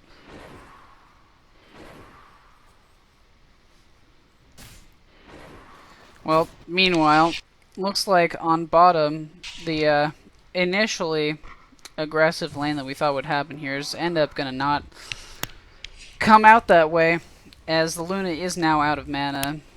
Nyx is going to be battle hungered up here, which will be a little bit annoying for him. And on top lane, there's still... Slark is still not getting any farm here. I think that's just him missing the last hits, honestly. He's only got 3. And I mean, Ragnarok is a decent animation. Like Ragnarok, other than what happened a little while ago, I think they just have better discipline in terms of, mechanics. If we forget. Yeah, if we just pretend that didn't happen, just count that as an anomaly. I would say that Ragnarok has more discipline, more established mechanics than Assassinations. I think they were just in that same mindset that they're kicking ass last game. Like, yeah, we can totally do this. We were doing it before. Sometimes I get in that mindset where, you know, I have a really good game. Yeah, the second game I drop off just because This Earthshaker's out in the middle of nowhere, if you didn't notice. Axe completely misses the call. And this Fissure is in a interesting place. They're gonna actually hit the stun and the open wounds onto the Axe, and he's losing health, but I don't think he's going to die here. If only the extra Fissure may 36 HP away. Close kill. That was an interesting fight there with the Fissure blocking off part of it, and I wasn't really sure if anything was going to happen, and it turned out, well, nothing did happen. And Pugna is just hugging tower. He can't do shit. Oh, the Invoker Midas pickup. This is not looking pretty for... This is cockiness at its best, and worse. No, I like Invoker with a Midas. He needs items, and then, you know, game over at that point. Game over, man. Game over. It's just game over. I don't know why they let the Invoker through. He's such a strong hero. Looks like Axe is going to go for a Vanguard here. I like Vanguard on Axe. He has to tank a lot of hits.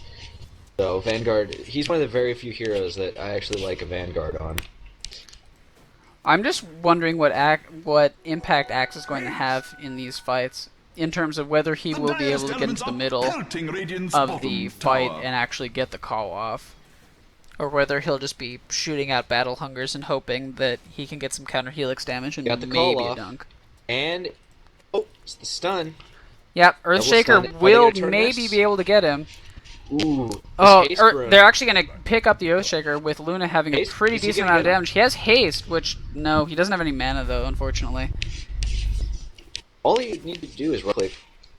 I think he was just worried about Nyx. That was close. They almost could have gotten the Nyx from that. And this Nyx is now out of mana, so he's going to have a pretty tough time trying to help out his team here in the bot lane for a while. And he's getting solo XP, which is really, really good. Weaver was actually going on bench on top lane and could have maybe gotten the kill there. I think he could have dived the tower a little bit. Venge was about here, maybe 3 more hits. Could have done it. It's a risky shift. I mean, you don't want a repeat of bot lane, and they aren't up on kills. Surprisingly, as speaking of bot lane, they do actually see the Earthshaker. Even with the Battle Hunger, they'll pop the open wounds on him, and they're going to try to do enough damage here. Earthshaker does actually block the Nakes here. Even with the phase boots, though, he may be able to get this. Nope. Stun? Unfortunately not. Nothing. That Earthshaker was unfortunately just in the wrong position. Ended up blocking the Nakes before Nakes managed to use his phase boots, and that ended up costing them the kill. On top, they actually brought a Sentry Ward out. They swapped the Weaver, which didn't really do very much. He pops the time lapse and will just Shikuchi away. I didn't really see the point of the swap. He swapped him from about here to maybe here. Didn't really do very much. I don't really like the ward placement either. They should have placed it more aggressive because he would escape. Yeah, I think like here would be a better place. Well, unfortunately, nothing doing for that. Invoker, if you look at mid, is just farming it up. If you look right there, there's a gap about this big where Weaver is invis. And most people, you know, if you're a Weaver, you're going to run down this way, or you're going to run away this way, because you know that there's a freaking ward somewhere. If they're going aggressive, he shouldn't run directly down the lane. Wards are. So, they should place one in lane about here, you know, where you pinged last time, and then keep the spare for where he runs. Yeah, I agree. Is under attack. But having 2 down, I'm just gonna get vision of him escaping. I want to see what this Invoker starts doing, because with the amount of farm that he has, and with the Midas, he's just going to get out of control, honestly. They actually end up killing the... Whoa. They end up killing the Earthshaker here, and the Nyx will end up being dunked by the axe. Luna with the haste is not going to go for the Nyx for some reason. Looks like they're making an executive decision to just go for the tower here.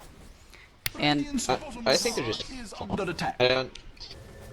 they're just doing some damage to the tower, and that's about it. yeah. So far, Ragnarok not doing very well in this game, especially as compared to last game. If you look in the Invoker, I mean, he's the one that was mid's gonna set the pace for Ragnarok. That's what happened last game. If he's gonna be playing passively, he can't go around wrecking house like he did as Storm Spirit last game. That's true. So what's gonna end up happening is I foresee the Invoker, once he's gonna get his couple of items up, it's gonna get out of control. See if Weaver's gonna try something here. No. I think he could maybe do it. He has time lapse. Well, let's check the XP and gold here. 11 minutes, and we have 1500 for Ragnarok here in terms of XP, and gold going about 3000. So this is actually turning out like the the second game of the first set where actually they're going to go on Weaver, they land the pounce off and the really long stun. The tornado does miss, and he will time lapse. They'll end up killing the Venge off of this, and Slark with no mana should die here. Yeah, one more hit. Boom. Meanwhile, on the bottom lane, Luna also ends up dying from the Earthshaker.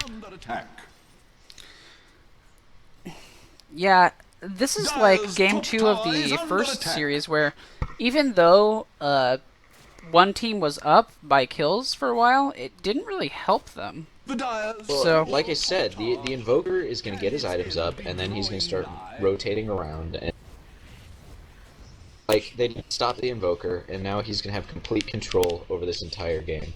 They might even get this top tower.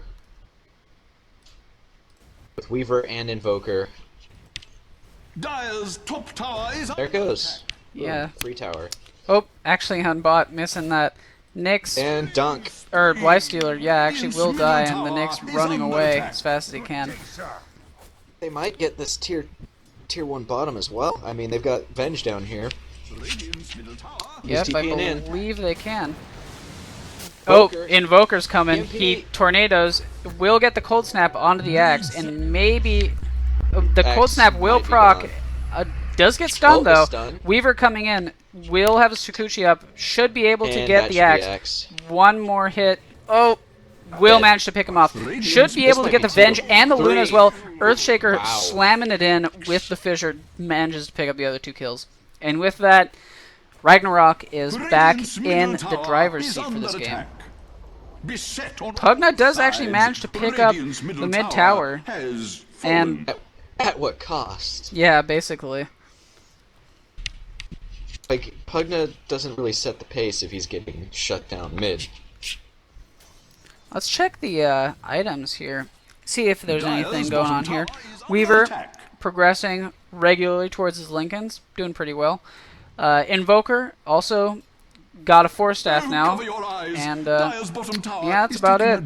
Axe is finished, the Vanguard, and that's But about all they can say. Looks like on bot, Ragnarok all grouped up, thinking about getting another tower here, but that's about it. wow, this Slark is underfarmed. Doesn't even have breads. Yep. He's gonna try to farm as fast as he can. I was watching him farm, and he's not That farming very whiff. well. Yeah, he misses the pounce, although with the rage, I don't think he would have gotten it anyway.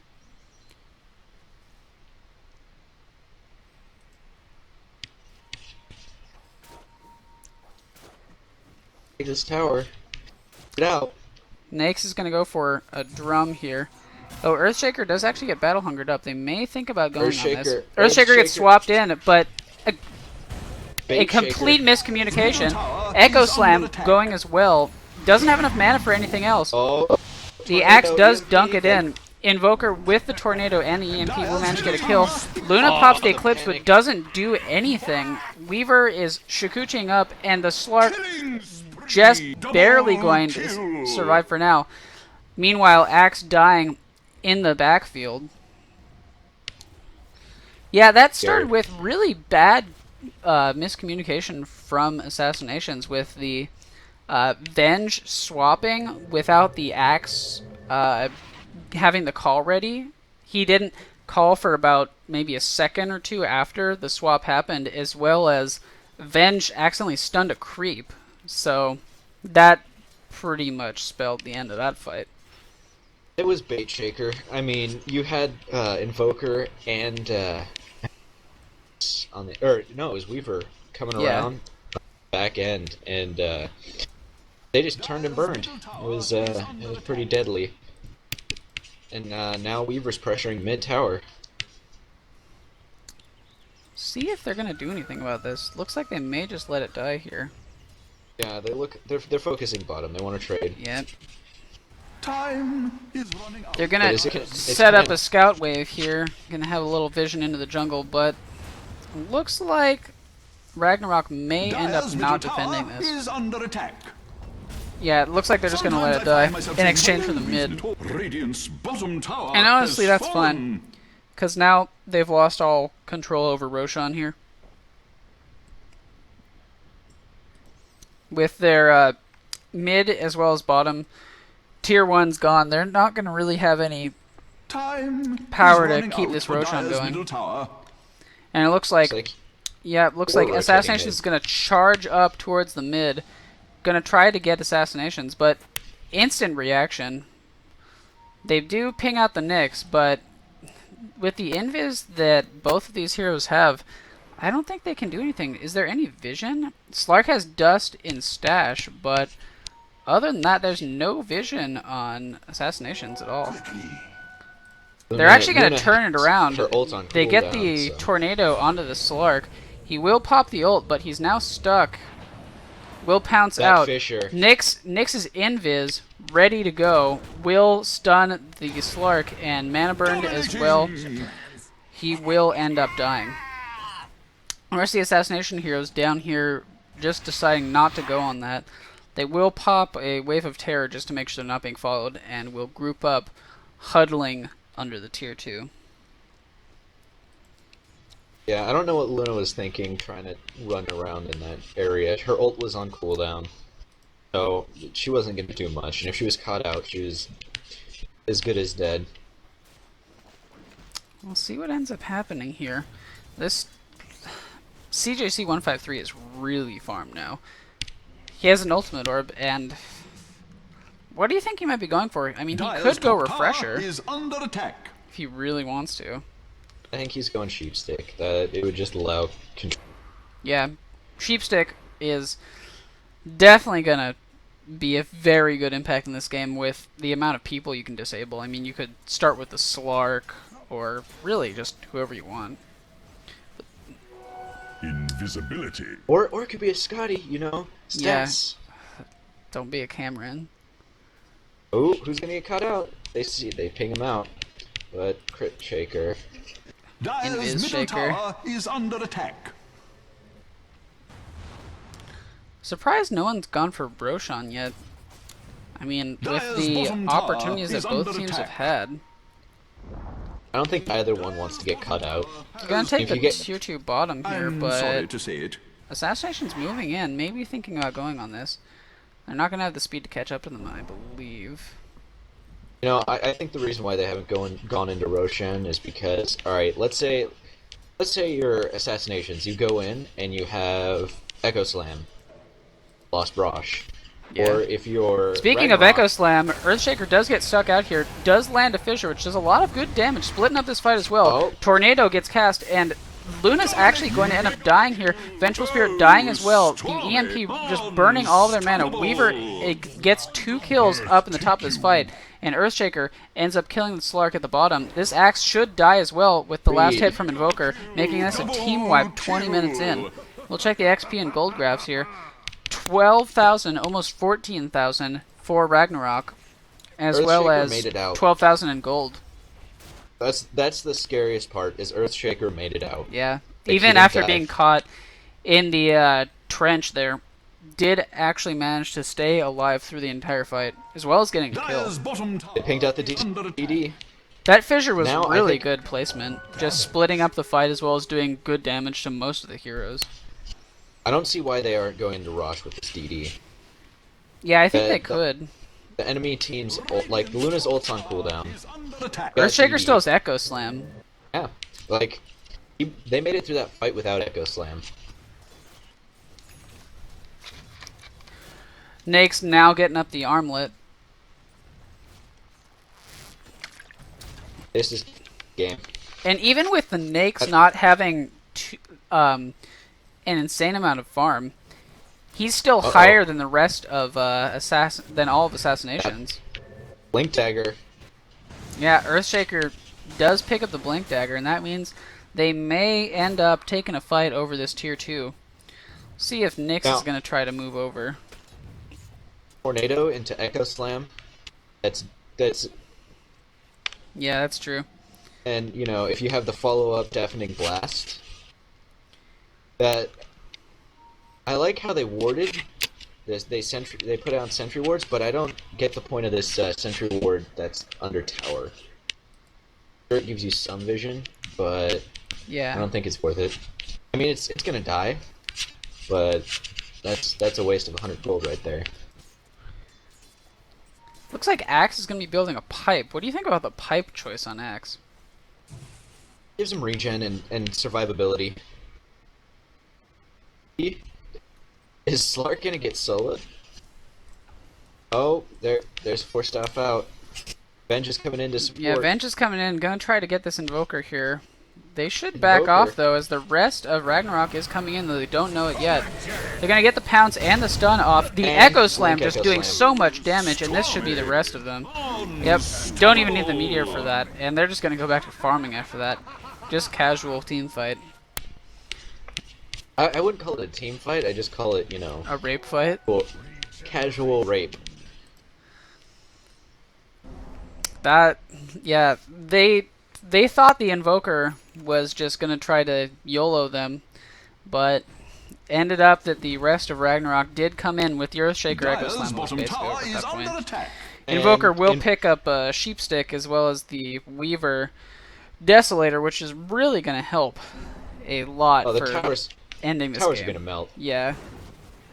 And this Really, Sheepstick is just going heroes, to like- basically end any chance they have, I think. Dire's middle tower. Because that's just Well, any another init- disable they're going to any- have. Any initiation, it's just instantly ended. Yeah. Like if Axe blinks in and doesn't catch Dire's Invoker, middle tower there's has instant counter initiation. fallen. Is that whining I hear? Oh, They're going to cast the for tornado here and doing Catches pretty good damage 5. with the EMP Meatball. as well. Oh, Meatball comes in and, wow, with the blinking and slamming Earthshaker here, they're going to end up getting 3 kills out of that, and they're just going to go for this tier 3, just siege right up, just about 24 minutes in here. And this should be a free Rax if they can do it. I think they have the damage with the Desolator. Yep. No one should be under any illusion. Weaver getting Alacrity. Dire's middle barracks Yeah, have just fallen. look at the damage he's got here. Dire's middle He's got barracks are 250 under damage plus the Desolator and the Dire's Gem middle Cave. barracks have fallen. They're going to switch bottom here, They're pinging rotating it bottom. out. They may not.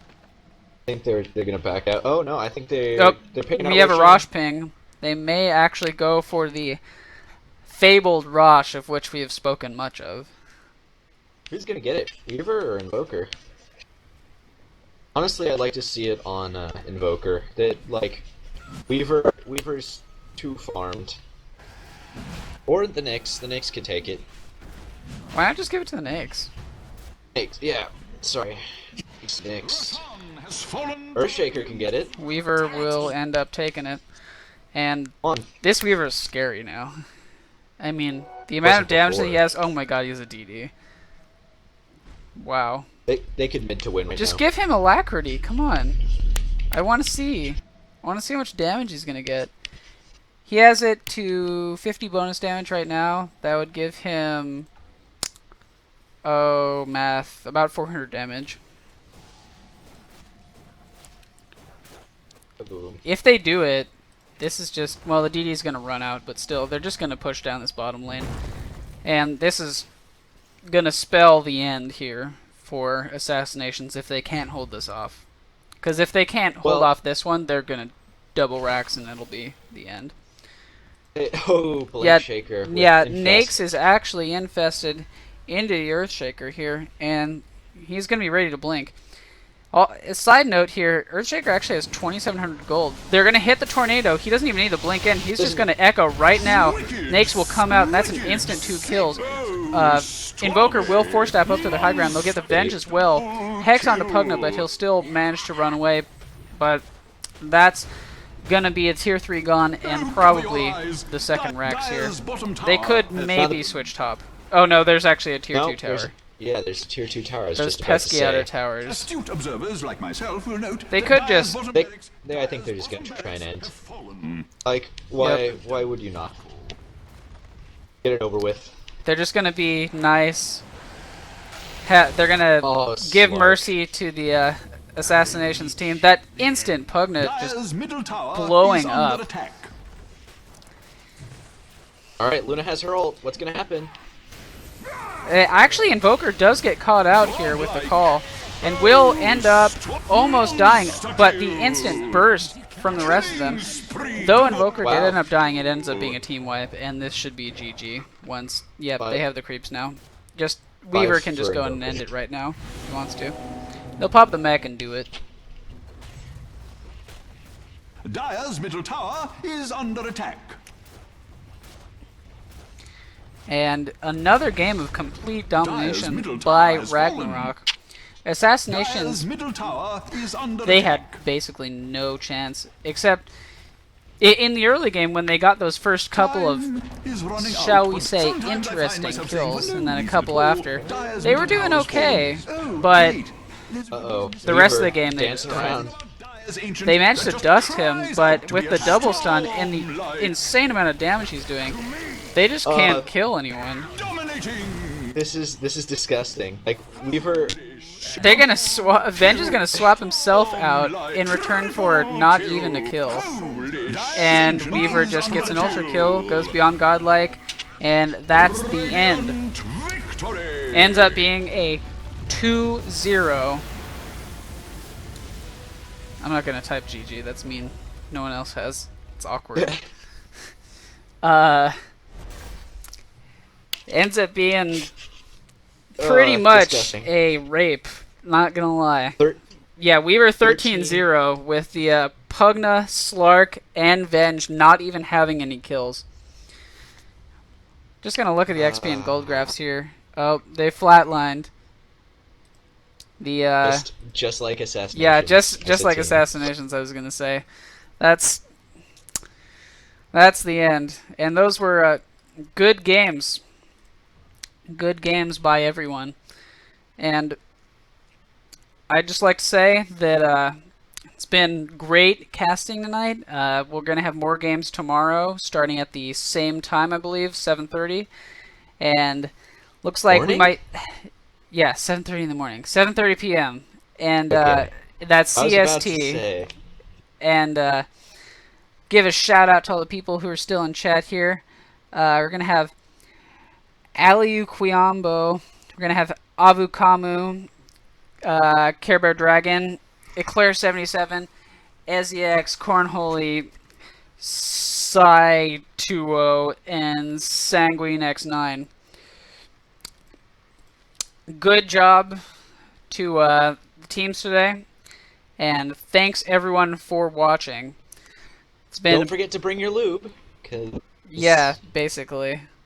it is disgusting. Yeah, I'm just watching the stream, and the end of that game was a little bit sad, but thanks everyone for watching, and you can follow me here, Quasar Dota, twitch.tv/Quasar Dota, and on YouTube as well. I'll put the VODs up there, as well as having them on YouTube at youtube.com/Quasar Dota. This is the UIUC Ultimate Championship, and we'll have more games coming up for you tomorrow at 7:30. Rourke, any last thoughts here? My ass hurts just watching what Ragnarok. Yeah, I just saw That that pretty much. godlike. Yeah. This is what happens when you let an invoker get out of control. Yeah. That's why if you have a good invoker, you're gonna win. But take care. Thank you for listening to us in our garbage stream. Hopefully we'll get better. And Yeah, yeah, it's see you guys less tomorrow. garbage now. We're actually relevant. We had like 25 people for a good amount of time. Yeah, but compared to, Well, other we're not casts. comparing. There's no comparisons here. Alright. Yeah. I'll call that good. Yeah. Good night, all. Bye, Rourke. I'm just gonna leave this up for a couple minutes so that the delay will work right. I actually exited, or I turned off the stream like last week when I had the delay going, and it didn't work right. It cut it off a couple minutes before, so I'm just gonna let it go for a couple minutes so we can get this recording done right. Thanks everyone for watching, and we will be casting tomorrow again at 7:30 p.m. CST. And let's check who's going to be on the schedule here. Looks like Are You Not Satisfied versus Dragon George Z, and Double Pigeons versus Who's That Handsome Devil will be tomorrow. Thanks everyone for watching, and I will see you tomorrow.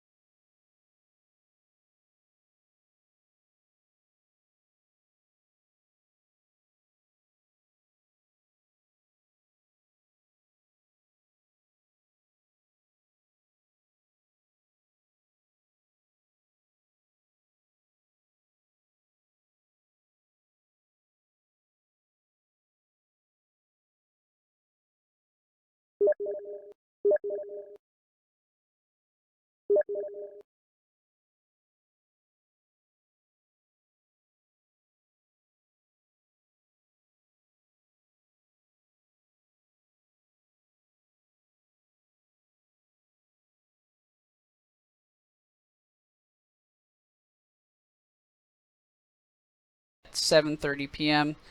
CST. And let's check who's going to be on the schedule here. Looks like Are You Not Satisfied versus Dragon George Z, And Double Pigeons versus Who's That Handsome Devil will be tomorrow. Thanks everyone for watching, and I will see you tomorrow.